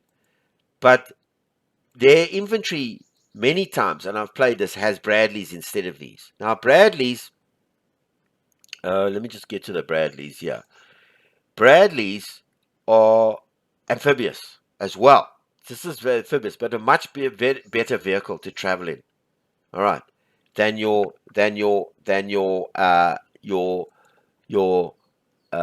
where's this thing now? Than these. But this obviously is carrying more people. That's why you use it. But it's not a real good fighting vehicle. You just want him to move to an area and get out of there and just sit in the back. It's got a little bit of machine gun going here, but it's not anything close to the Bradleys. Now, your Americans will come with infantry with Bradleys as well, and they'll come with infantry with those M109s and these M13s, 113s. Now, the difference with Americans is they don't have their scouts in vehicles only, like the Germans have these scout cars and they have the recon tanks. It's just vehicles. There's no infantry. The Americans have their scouts with scout units of 2 men, and they have a vehicle, so they can go and deploy. They can go somewhere, and then they can get out of their vehicles. And there's been many of the exercises where I used them as defensive items. I mean, they don't give much defense. It's only 2 O's, but I've used them to hold terrain. And they've worked surprisingly well at times. They're not really strong in holding terrain, but they're more hardy than the other scouts in terms of that they're infantry. They're 4 units, so they can get to an area and dismount and come and become like an infantry unit. So they're much more hardy than the Germans and the British are. Their scout units, which is just vehicles. They die, and you put them in covered terrain, they die. At least with the Americans, you can get them out of there and they become a little bit of infantry. And they have these Bradleys, and these Bradleys have got tow. They got the heat going on. Now, the only problem with the Bradleys is they don't carry a lot of ammo. So each Bradley's only got tow, and then he runs out of ammo. They have the thermal imaging going on. So the scouts, I found that the American scouts are pretty useful, not only for scouting, but for also a little bit of holding up a terrain. I sometimes will use them as backstops in case I'm desperate to hold terrain in certain areas, and they tend to hold pretty well. I mean, they're not great. They eventually just die out, but they're much more hardy. I would say there's the most hardy unit of all the scouts in NATO. This American scout setup. It's very, very, very flexible. Can be on foot, can get back in the cars, move around. It's got tow capable, it's got a bit of capable fighting capability, and the scouts as well. They've got a little bit of heat going on, and they got a 2-man oak. Okay, fair enough. It's not a lot, but it's like a 4 vehicle, and they can also hold a little bit of terrain. I've had them hold a little bit, and they've held at certain stages. Not great, but they're useful. That's basically an American setup you're going to get. You get the mortars like everything else. The Abrams, one of the best tanks in the game. Brilliant, brilliant tank. The front protection's not as high as, say, the British Challenger, but they've got such good heat, attack, and AP, and thermal imaging, and they've got the composite armor level 4 with the smoke discharge and the lawn. Most advanced tank in the game, I think, and a really good tank to rely on. Their structures are more in task forces, so they like to have these task forces where they have tanks. They just keep the tanks together, very much like the Germans, and then infantry in task forces. And the infantry carries everything, so the infantry is very flexible. It's got an anti-tank within it, which has got a 1,000-meter fire, that's Dragon, and they have a heavy infantry in there, and they have everything going on in one platoon, which will cover most of your needs. So the US are very flexible unit, and very self-contained with capabilities. They also have these. They also use this M109, which is kind of like a standard NATO thing, which has got the. Where's this thing now? Yeah, this one. Yeah. It's got this 8 area fire, which is pretty decent, 20,000 meters. And this is your main artillery unit.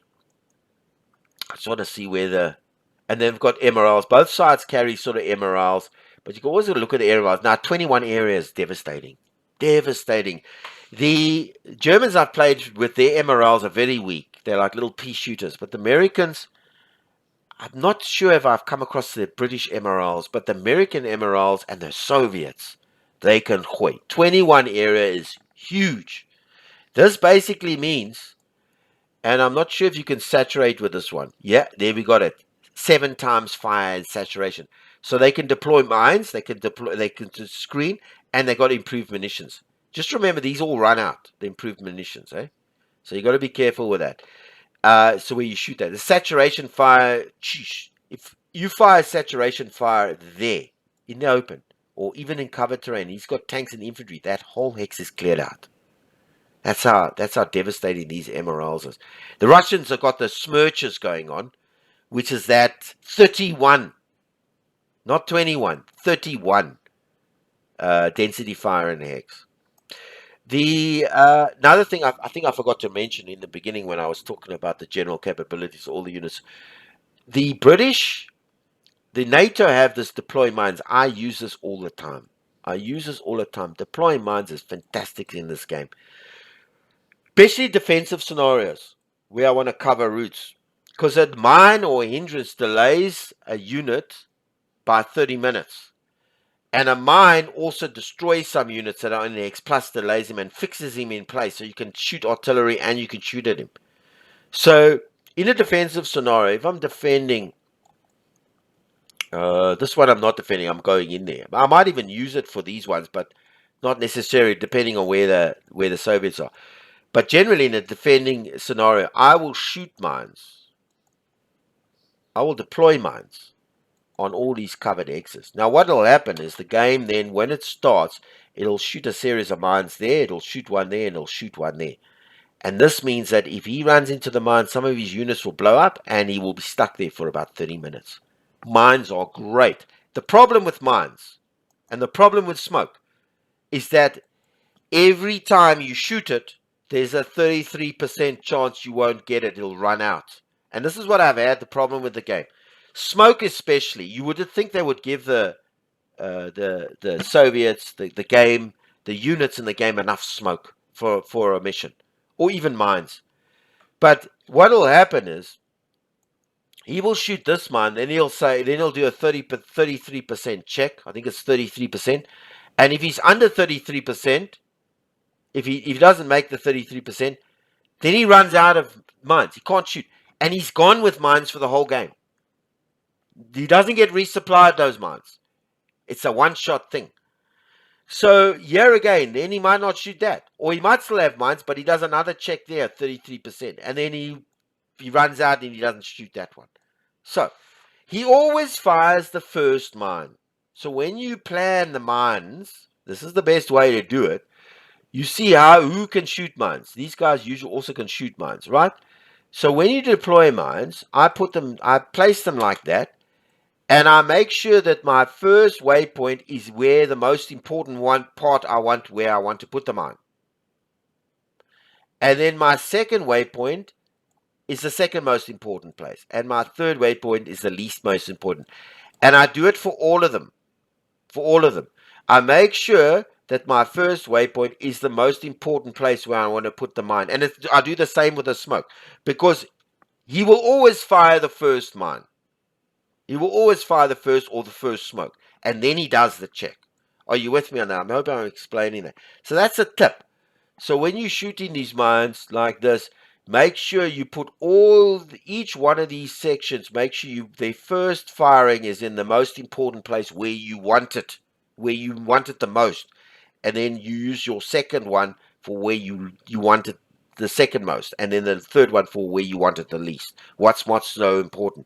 But always make sure your first one is the most important. That's just a tip I'm giving you on that. And to do the same with smoke. Now smoke,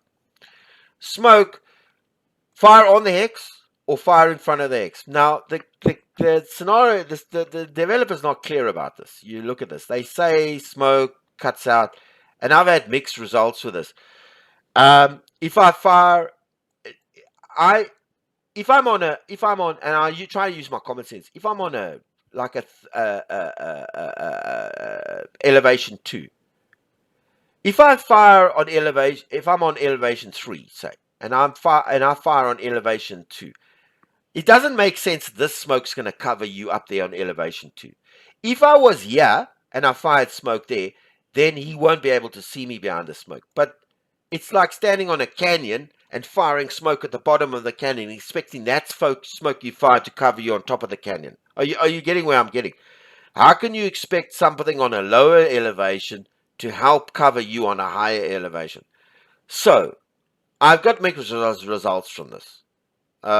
So what I do is, if it's on an elevation, I fire smoke directly on that hex. If he's over here, I'll fire smoke in front of him because they're on the same elevation.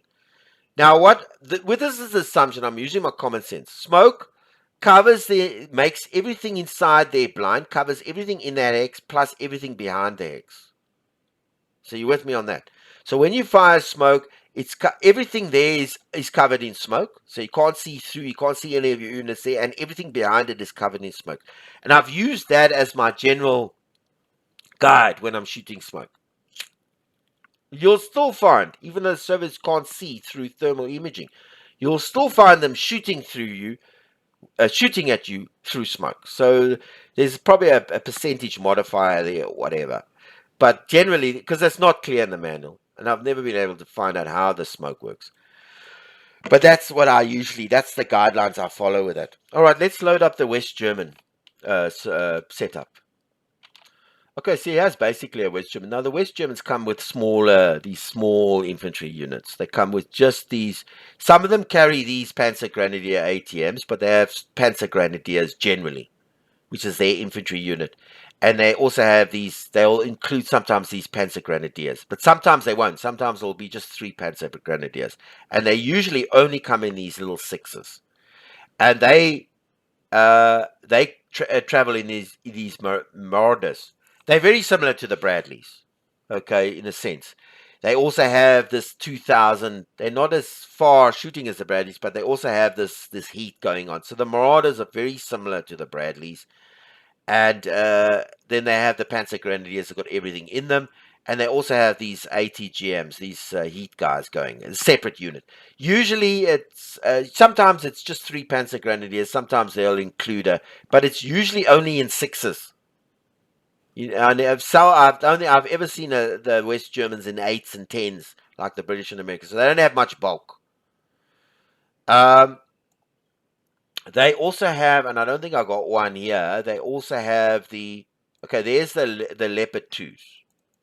All right, great tanks, just like the Americans and the British. Great protection, great heat, very similar. Composite armor, thermal imaging. So these are your go-to tanks from range.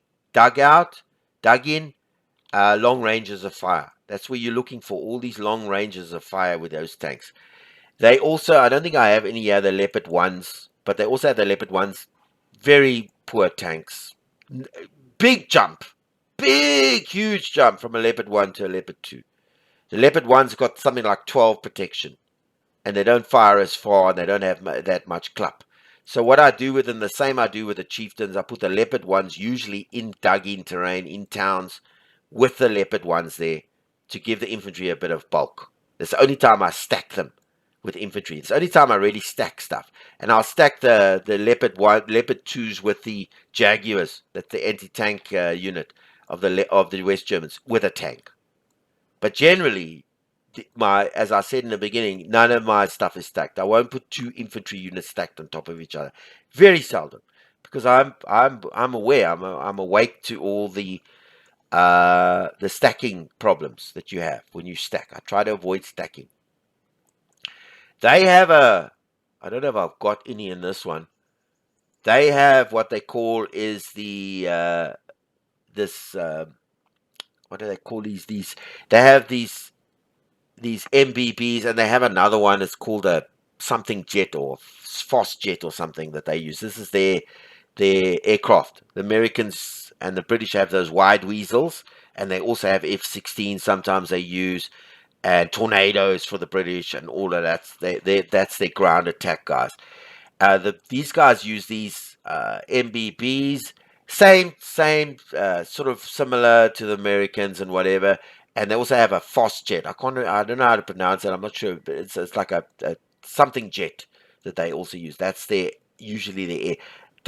Never seen them with a wild weasel. I usually only see the wild weasels with Americans, and the Thunderbolts and that sort of thing. It's all American stuff. The wild weasel is them. They in the game have never come up with any kind of wild weasel for the British or the Germans. Artillery is the same. Only the MRLs. Only MRLs I've covered with these guys. They've got also they have these M10s. These are also big range, big area, nice decent area of firepower, long range. Um, and let me just see if there's anything else here. They the standard mortars, but they have a they're recce's. Okay, yeah. Also, and sometimes these guys will also put these down to recce's. Now, just remember, this is something I needed to bring up and I forgot. With recce's, you got to remember, you know that every unit has a radius. So, for example, this guy, all these units underneath him, you need to keep him within this radius. And as I mentioned in the beginning of the video, to cover all the readiness and the resupply and all this type of stuff. Now with reconnaissance vehicles, and I forgot to mention that, a reconnaissance vehicle doesn't need to fall within the radius of a commander. He can operate freely and not have any penalties for that. Let me see if I can find one here. Is it these guys? No, where are they? Let me just see if I don't have any scouts in this particular one to show you. But you know those scouts, they usually have these lynxes, these little lynxes that are scouts. They're like armored cars. But you remember I showed you those cavalry scouts and whatever. They'll have a headquarters. Usually the headquarters is also a recce. And it'll tell you, like I did with the artillery, yeah, because it's just reminded me, yeah. Where's their recce? Is it this one? See, no. Let me just see if I can find it. Where was that FS where it said their recce? Okay, recce. Now, this mortar, there he is there. Okay. Let's just see if we find him. He's actually he's falling under this guy, right? He's under this guy's command. Because if you right click on the command, and this is a tip, it highlights all these subordinates. These are the HQs under this guy's command. If you click on that, it highlights him and all these units under him. So that's a useful tip. If you click on that, it then highlights everything. So this guy is falling underneath him, but he doesn't need to be in range of him. This area here that he's got covering the command range, he can operate out of that range. He can be over there, and he can be out of combat, and it doesn't affect his morale or his resupply. He doesn't have to be in combat range, command range of HQs. Now, most of your recce's will have an HQ that's also a recce, and they'll have units underneath this recce. Now, that means your recce's can operate independently all over the battlefield. You don't need to worry about command ranges for them. Not at all. So I will, when I get a bunch of recce's in a scenario, I'll just put all my recce's in one big pile here, and I won't care where they fall, which HQs. I don't care about that. I don't look at that. And I'll just start placing my recce's where I need them arbitrarily, with not worrying which recce falls under who or whether they're going to be out of command. Because veteran recce units, when it says recce, where's this thing here? No. Ah, man. Did I get this thing wrong yet? Just give me a second. I was trying. You know what I'm getting at. I just want to. This. Okay, this. Okay, was this? It wasn't this. This is not a recce unit. Sorry, Please forget that. I'm just using this artillery as a recce, just to give you an idea. There it says there, veteran SBR, and it says recce unit in front. 1 times recce unit. Okay, and it usually will tell you here. Just get the idea. It'll usually tell you here that it's a recce. I'll go back to the thing just to show you to make sure. It says there recce. That's why this scenario doesn't have any recce units, but it'll say here recce unit here, like it's saying there. That's why I assumed there was a recce unit. This is not a recce unit. My mistake. Okay, so it says in the thing here it's a recce, and when it says that, you can put it anywhere. All right. Now, in terms of the Germans, I hope I explained that. I know I got a bit wrong there, but I hope I got that so you understood it. The Germans similar to everybody else, similar to all the NATO units.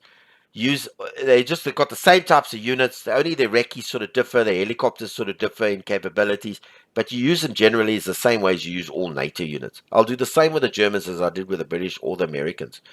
All right, I'm just going to load up the. I'm just going to load up the American just to show you the recce part. So just hang on there. Okay, yeah, by the Americans. Let me just give you an idea. Elite recce. Okay, this is an elite unit. So each unit tells you whether they're veteran or elite. And obviously, elite and veteran is better than regular. Okay, so it says elite recce. So basically, even though, let me just give you an idea. There's his HQ, which is also a elite recce. There's another recce unit. So they can operate anywhere. Even his HQ doesn't need to be under the command of this guy. Even though he falls under this task force, this recce unit HQ can be down here. It doesn't need to be in command. He can be anywhere in the field. So when it comes to recce units, I don't bother where their commands are. I mix and match them. I even send their HQs out because they are recce units themselves. They don't need to cover their units, so they can be anywhere in the field. All right, just to clarify that. That's why I've loaded it up. Okay, let's load up the Soviets setup. Okay, so here are the Soviets. Now, the Soviets are structured quite a bit differently. There's quite a big difference between NATO and the Soviets. Actually, a large difference. The Soviets tend to, and this is a Soviet setup that I've loaded, they will tend to have in their regiments all the supporting arms in one sort of motorized, mechanized regiment. Like, for example, there's the HQ. You look at my left, and then I'm highlighting the HQ's underneath him. Now, underneath this particular HQ, there'll be infantry. Now, the Soviets carry tons of infantry in their units, in their platoons. They will have all these BTRs. Look down there, and they'll have all this infantry. So Soviets have got bulk. They'll have mechanized rifles. They carry gremlins. They carry even anti-air units within a particular platoon. Then the Soviets also, within a company, will have their own artillery. They'll have their own separate anti-tank. They'll have their own separate AA, anti-air. And they'll carry their own anti-tank. And sometimes they'll include a section of tanks. So the difference between NATO is much more specialized in its units. Like they'll only have tanks. Like a tank platoon will only contain tanks. Then they'll have a company of infantry. And the infantry is only really containing infantry units with their associated vehicles. With the Soviets, their combined arms is more specialized. They will have an infantry regiment or like platoon company, and within that company, they will have artillery, they'll have Spickards, they'll have anti-air, and they'll sometimes, I can tell you now, they'll include a section of T-72s in there. So the Soviets, their companies, the individual companies are complete fighting units. Complete fighting units. So if the company gets here, they've got a complete combined arms setup in their company. Whereas the Americans are more specialized and the NATO is more specialized. They tend to only have the tanks in the HQ. Armored company will only have tanks. They won't mix and match and specialize. Which means with the Soviets, this whole section can fight with a combined arms in an area. They won't need to go and get tank support or whatever. They'll be able to hold out. They've got a whole combined arms section, and they sometimes include tanks in there. That's a major difference.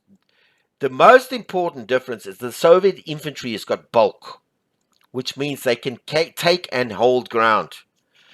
NATO, and now I'm going to talk about the differences between the two. NATO is very fragile. I found them very fragile. Very difficult to assault with NATO. Very tricky. Easier to defend. The Soviets much easier to assault with because the Soviets got carrying power, staying power. The NATO units come in these 8s and sometimes 6s in units, in separate units. Where the Soviets, for their infantry regiments, are now you've got 3 of these regiments, 3 of these platoons of infantry in one infantry company, and they're 23 in bulk, as compared to 6, 8, and 10. And there's a lot of them.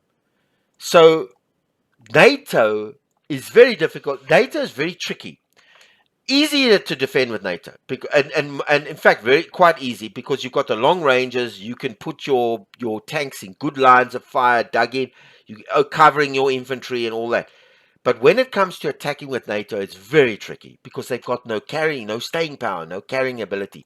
1-2 bombs, because especially in the cars, like the Germans, they've got only 6 units and there's 3 cars. So that's one platoon that's going down the road, and he gets bombed or tritted. He loses 2 cars. Now he's only got 2 units. Whereas the Soviets can lose 3 units, and they've still got 20 units in there, and they can still move. A lot of the times with NATO, if you're traveling in the cars, you will lose the 2 cars, and then he's got only the 1 car to travel with. Or he's dug in. He's now covering this. I put him in this, and he gets bombed and he loses the cars. Now he's on foot. He can't travel anywhere. He's got to go on foot. Now you imagine how long that is. Soviets can take a hell of a hammering. They can lose a ton of these things and still be going with their cars, still be going in their vehicles, and not go on foot. That's the difference, the big major difference. The Soviets bring bulk to the battlefield. The NATO brings technology and finesse. The Soviets are the hammer, and NATO are the screwdrivers. They're the surgeons. That's how I can sum them up. Tough to play NATO as an attacking force because NATO traditionally, and I've said this a few times, NATO is not an attacking force. NATO is a defending force. It was designed to trade ground for time, because it would take 3 months for the Allies and the Americans to mobilize and get across all their bulk to Europe. So in the meantime, NATO was designed just to trade ground for time, just to delay. So it was mainly a defending force.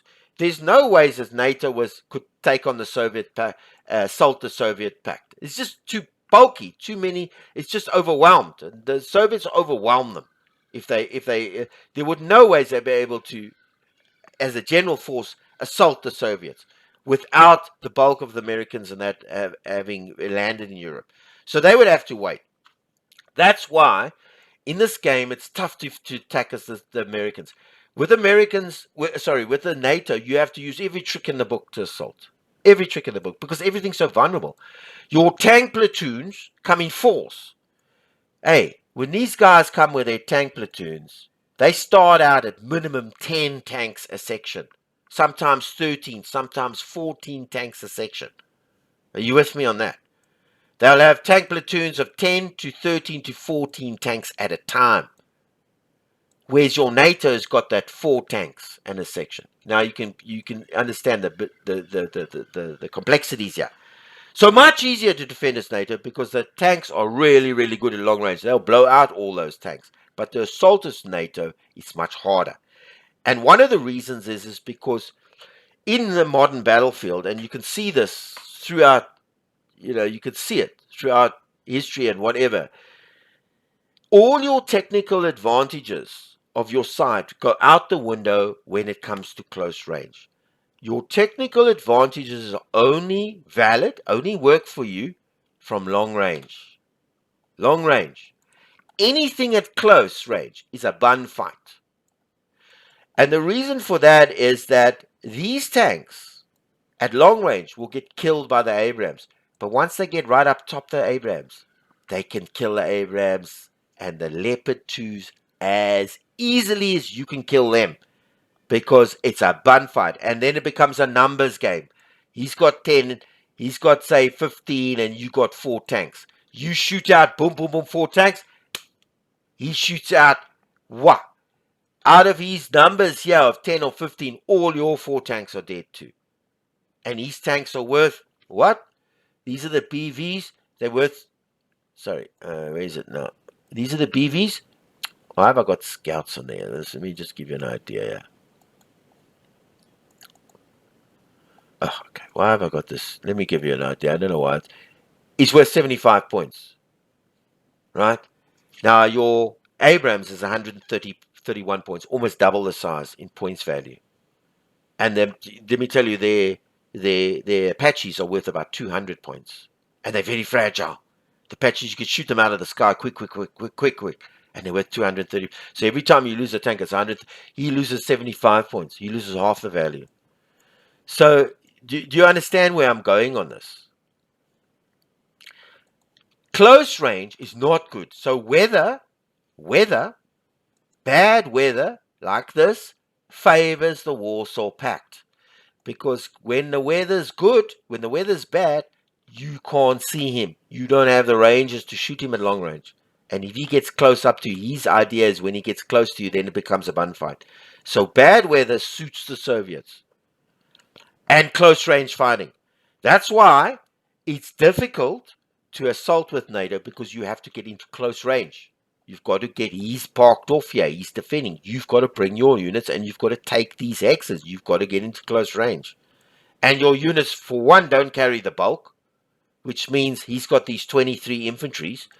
So with NATO, how I attack is I look at, say I was going to attack these hexes here. I would look to see where can I put my tanks, first of all, that I've got good lines of sight into the area I want to assault, right?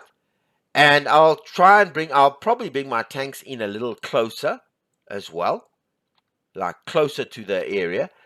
And then I use smoke as much as possible to mask my infantry. And usually what I do with NATO infantry is I time them. I first send the tanks into areas where I can shoot in, where I've got lines of sight into the victory axis, where he's defending.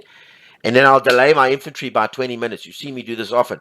And then my infantry, and because I've got these better order cycles, I can leave it 20 minutes and see the situation with my scouts, what's in there, and then try and soften him up first with artillery and my tanks at long range. And then my infantry comes in with smoke, if I've got smoke.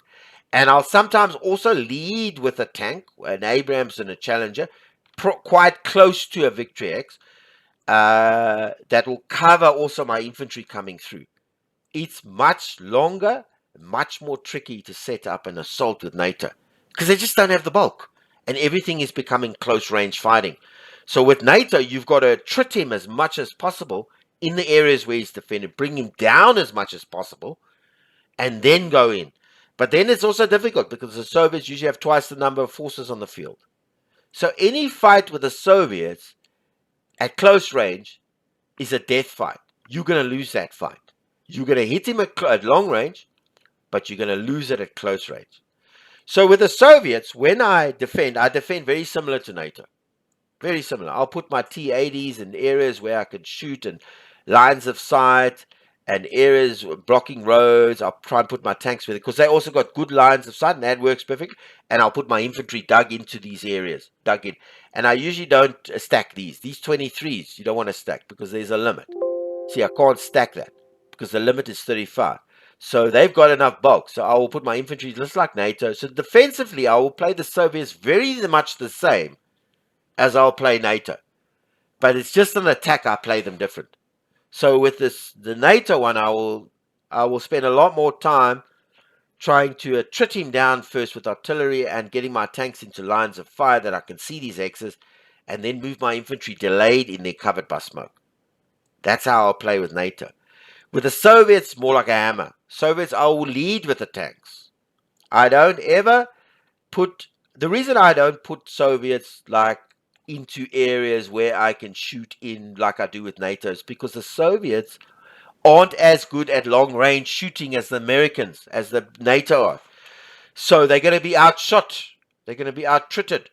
So what I do is, and this is how the AI plays this, and I'm sure the designers set this up this way, I play it to their strengths. Numbers is the key to this game. I will lead with the tanks into the towns with the Soviets. I will lead with them, let them take the hammer, and the infantry following up behind them. With artillery, and I never use smoke with the Soviets because they don't generally have thermal imaging. But I will lead with all the tanks. There's a 13-1 T-72.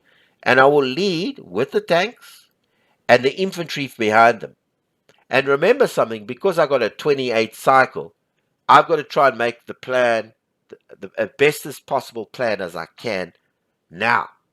Because I've got to wait 28 minutes, and he can adjust these plans according to him. So I've got to make the best. It's very tough, very difficult, much more difficult to set up a Soviet attack. It's easy to set the defense. I'll also put them on hasty if NATO's up here. I'll also put them in hasty to grab this thing. I'll do the same things for defensive and uncontested hexes if I've got him. But for the Soviets, in attack, if he's already entrenched, I will lead directly with the tanks, with the infantry behind, with the artillery behind that. And I'll try and put the artillery a little bit back and the HQ a little bit back, like I do with all of them. I keep the HQs back within the range. I don't like to keep the HQs close, but the Soviet tanks and the infantry will go through. And usually I have a big plan. I don't have a plan just to go into that X. I will have a plan like this, and I'm just giving you an example. Let me put one of these tanks here. I'll have this whole column in line because I don't want to bunch them up, and I will have a full plan for how I want to look at the end of the game. I try to plan the Soviets with NATO's interim plans. I'll have an initial plan to try and get, but it's not a full plan. I will try and grab this hex, hold it, then send another force, grab that hex, hold it. Then I'll sit there once everybody's and I've cleared him out. Then I will then tackle the next hex and the next hex, and I do it in short range plans. With the Soviets, I plan for the end of the game. I plan of how I want to look at the end of the game. So I will send these tanks right through those hexes to there, and I'll do the same with infantry. I'll send infantry right through these hexes. If there's a victory hex, I'll park one infantry unit, the other infantry will go right to that. And this is how I want to look at, how my plan always looks like how I want to look at the end of the game. And then every 30 minutes that I get, I will then look at the plan and readjust it. I might have an intermediately planned where I won't go for that big hex like I was. I might change the plan to be shorter, but initially I look ahead. I look towards how I'd like to see the game at the end of the game, how I'd like to see my position at the end of the game. So I plan for the capture of all the hexes and how I want to look at, and then I adjust it as those 20-minute, 28-minute cycles come through. I hope I'm making sense there. So I'm always leading with the tanks, and the AR does this too. The AR also does this. I'm always leading with the tanks, followed by the infantry and artillery behind that. Well, anything else for the Soviets? That's about it. And I use the scouts the same as I use for the NATO. I just send the scouts through to all these extras to give me ears and eyes. So that's the only difference between that. The defense, I use the same for both. They're both capable in the defense, same sort of thing. I'll use the tanks and long ranges to cover routes because they've got capability with that, and the infantry dug in. But for the assaults, NATO assault is very different to a Soviet assault because of the bulk issue that I mentioned earlier. Now, in terms of the capabilities, the Soviets have lots of tanks. They've got these T-72s, they've got the T-80BVs. The T-80U is the best tank of the Soviets in the game. The T-80BVU is also a good tank. It has this composite armor, level 2s, not 4s. It has reactive armor. It's got a tube-launched missile, which means it fires, I'm presuming, this missile through the tube. So it either fires an AP shot or a tube-launched missile, and it uses a AT-11 sniper. Not a large range of fire. This thing fires very seldom. You'll see it like if it's stopped. If the tank is stopped and not moving, you'll see it'll fire. And it needs good range. So it's not really a killer. They've got these heat going on here, just like the NATO tanks. Good protection. But the T-80Us have got, I think, 40-odd protection. They've got the best protection in the game. And then they've got the T6. They've got lots of tanks. They've got T-55s, the T-62s, inferior tanks. You can destroy lots and lots of them. Not worth much. They have this good infantry, like I told you, bulk infantry. They've got basic BDRM scouts. These scouts, and each one of these Soviet units has fighting capability. Even their scouts, they've got like these. They can destroy. They're much more powerful. Well, a little bit as powerful, much more powerful than maybe the NATO side.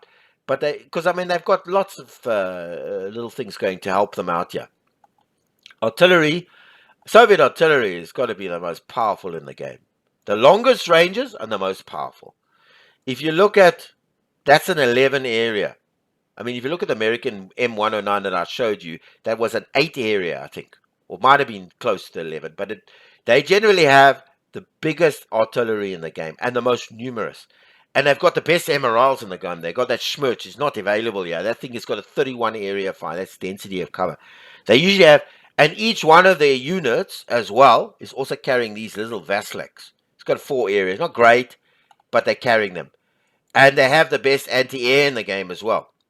Americans, I didn't talk much about the British and Americans anti-air because it's basically almost they have a little bit of anti-air. They have sometimes these long, like similar to these Gladifiers. They have it. They have decent enough anti-air. They have some anti-air. But the Soviet anti-air is just deadly, man. Look at that. 42,000 meters, 42 Ks. Gladifiers. These things will knock your helicopters right out of the sky. And they also have a tungsten that goes with this. Also deadly to anything. But these things you want to knock out. These Gladifiers. Because these things will kill all your helicopters and all your CAS support. All your aeroplane support. They kill them all for all the ranges. Deadly anti-air. And I'd still say the best artillery in the game. The best artillery. Hands down. And the most numerous. So the Soviet doctrine really, the game plays out to the strengths of the Soviet doctrine. Very structured forces. Not like the task force of the NATO's. Very structured and very combined armsy in terms of their companies. Like I told you, yeah, their tanks will usually operate on their own, but a lot of times their companies will have infantry and have artillery, a little bit of artillery in there, and saggers in there, and Gladifiers and anti-airs, all falling on very combined armsy within their units, very structured and top-down traditional, and they play that way. They play that way. And if you play the way of the Soviets, then you're going to win as the Soviets. I promise you. The Soviets played correctly and towards their doctrine because NATO has better initiative. They can react better. So you can make some mistakes with NATO.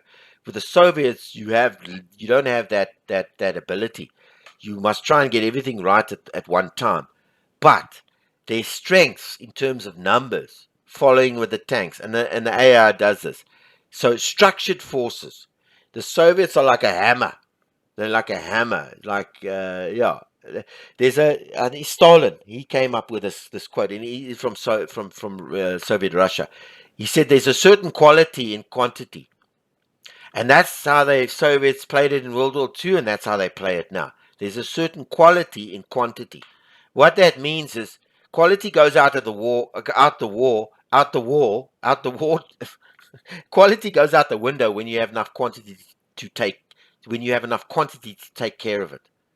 So you got the 1-0, and I'm using an extreme example. 1-0 with a bazooka here, all right, or a machine gun, and he's facing 50 million O's with stones. It doesn't matter about his machine gun. He's dead. You understand? Because he's going to be overrun. And that's the thing with the Soviets. They use quantity, not quality. And their stuff is fair enough quality. There is quality here. But they use quantity. They have a structured, combined arms force that uses quantity to overwhelm. And it plays well. The game shows you that this is how they play. And the AI plays like this, and I play like this. Because it's the best way of winning with the Soviets. You got to use the Soviets like a hammer. I know I'm carrying on about that. The Americans, very delicate in defense, especially in assault. The NATO, it's much more delicate. You got to use more mines, smoke, all this type of stuff to try and help you. It's much more tricky with the NATO. The Soviets do carry smoke with their artillery, but they don't have things like mines. I've never come across mines and stuff like that. They don't. And they might have. Maybe they do have, but I've never really come across them. And I've never really seen them with the Soviets, and I've never used them. Anything else about the Soviets? I think I covered everything. I hope I've covered everything. I've tried to be as complete and comprehensive from my experience, what I experienced with the game. Now, let's just talk about, in terms of my experience, what are their balance issues? Well, I will say this much. The game is as stable as hell. I've never met a game so stable. I've played all these 290 odd hours in this game. It's never ever come close to crashing this game. It's just beautiful. It's a breeze to play. Never any stability issues in this game. Not even close. You get, in this game, I mean, it has been developed for a while. It's been on since 2015 or 14 or something. So they've had time to fix it, but no stability issues. I mean, if you look at games like Paradox, I mean, I had Hearts of Iron 2, and I've mentioned this before, and that thing, even 7, 8 years after his game, used to crash all the time. And when it first came out, it was crashing every 10 minutes or something. I hate it when there's stability issues. This is a pleasure with this game. You don't need to worry. It works. It never crashes. It's one of the most stable games I've ever played. I couldn't believe it, how stable it is. Secondly, the issues with the game, balance issues. This has been my experience. The tanks in this game for both sides are a little bit overpowered when it comes to infantry in built-up areas, in covered terrain. The tanks from both sides tend to slice through infantry that's dug in cities and towns, which shouldn't be the case. So I think there's a slight bit of a balance issue there. I've noticed this often, time and time again, where I've got infantry dug in, I've got tanks coming in here with no infantry support, slicing through my infantry, slicing right through all my infantry in the town. And this shouldn't be like a tanks should be dead in towns. You should be able to, if you've got infantry in towns, they're covered in buildings, they're underground. Tanks can't go on top of buildings, they've got to drive down streets. There's no ways that tanks will be able to survive in town or built in areas with infantry, from the outside and from the inside. But in this game, the tanks, I find that the tanks are a little bit overpowered when it comes to infantry in the towns. That's the only sort of balance issue I found. And it's even in dugout positions. The infantry is a little undervalued, especially when they dug out in towns. The tanks shouldn't be. They should with no infantry to support as well. And I know I've had a lot of bitches and moans about that. Overall, my experience was great with this game. I thoroughly enjoyed it, even though it sometimes took me like 3 or 4 hours to set it up. I wasted away hours and hours of my life this game. And you'll notice I was putting a video up every day because I thoroughly loved this game. It was such a gem, such a awesome representation of modern combat. I can't believe how many things I learned about this game in terms of the different vehicles and the different and how to use them and how combat works, how modern combat is working, how it would work in the modern day. And yeah, it was just such an eye-opener. I love this game to bits. I play through everything now, and I would recommend this game to anybody. It's worth every single penny. I know there's a new game called Southern Storm that came out, which is also obviously, but that Southern Storm is on the southern side. I think it just includes the Dutch and the nations that aren't part of. It does include Folder Gap and all that. I'm not sure. I'm not 100% sure. And they've improved it quite a bit. I haven't had a look at it because I've been so busy playing this. Because this game is really worth every penny. Go buy it. You can get it off Steam. I promise you. I mean, I bought the whole package, and I haven't regretted a single minute of it. Not one single minute. Yeah. Now, I think I've covered everything that I wanted to cover in this video. I might have left some stuff out. You know, I tried to do my best here. Once again, it's only from my experience of the game.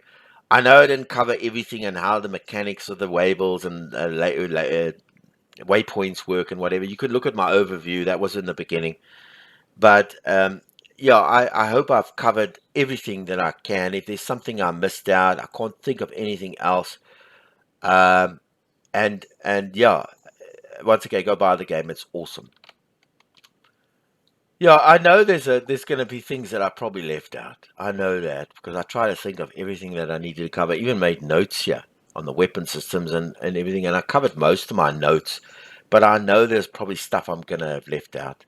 So, you know, I've tried to think of everything, how everything works, and the campaigns. I might have left that bit out. In the campaigns, you get.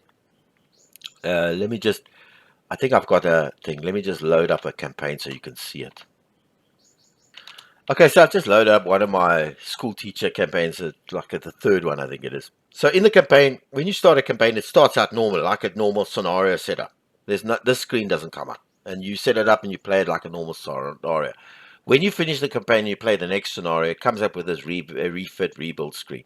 It's based on victory points. You get 2 places where you can improve the thing. You can take your hours. This is your recovery. So hours to refit. So all the units that have fallen out needed time to rest and refit. You can choose whether you want to just give it 1 hour or give the units 3 hours.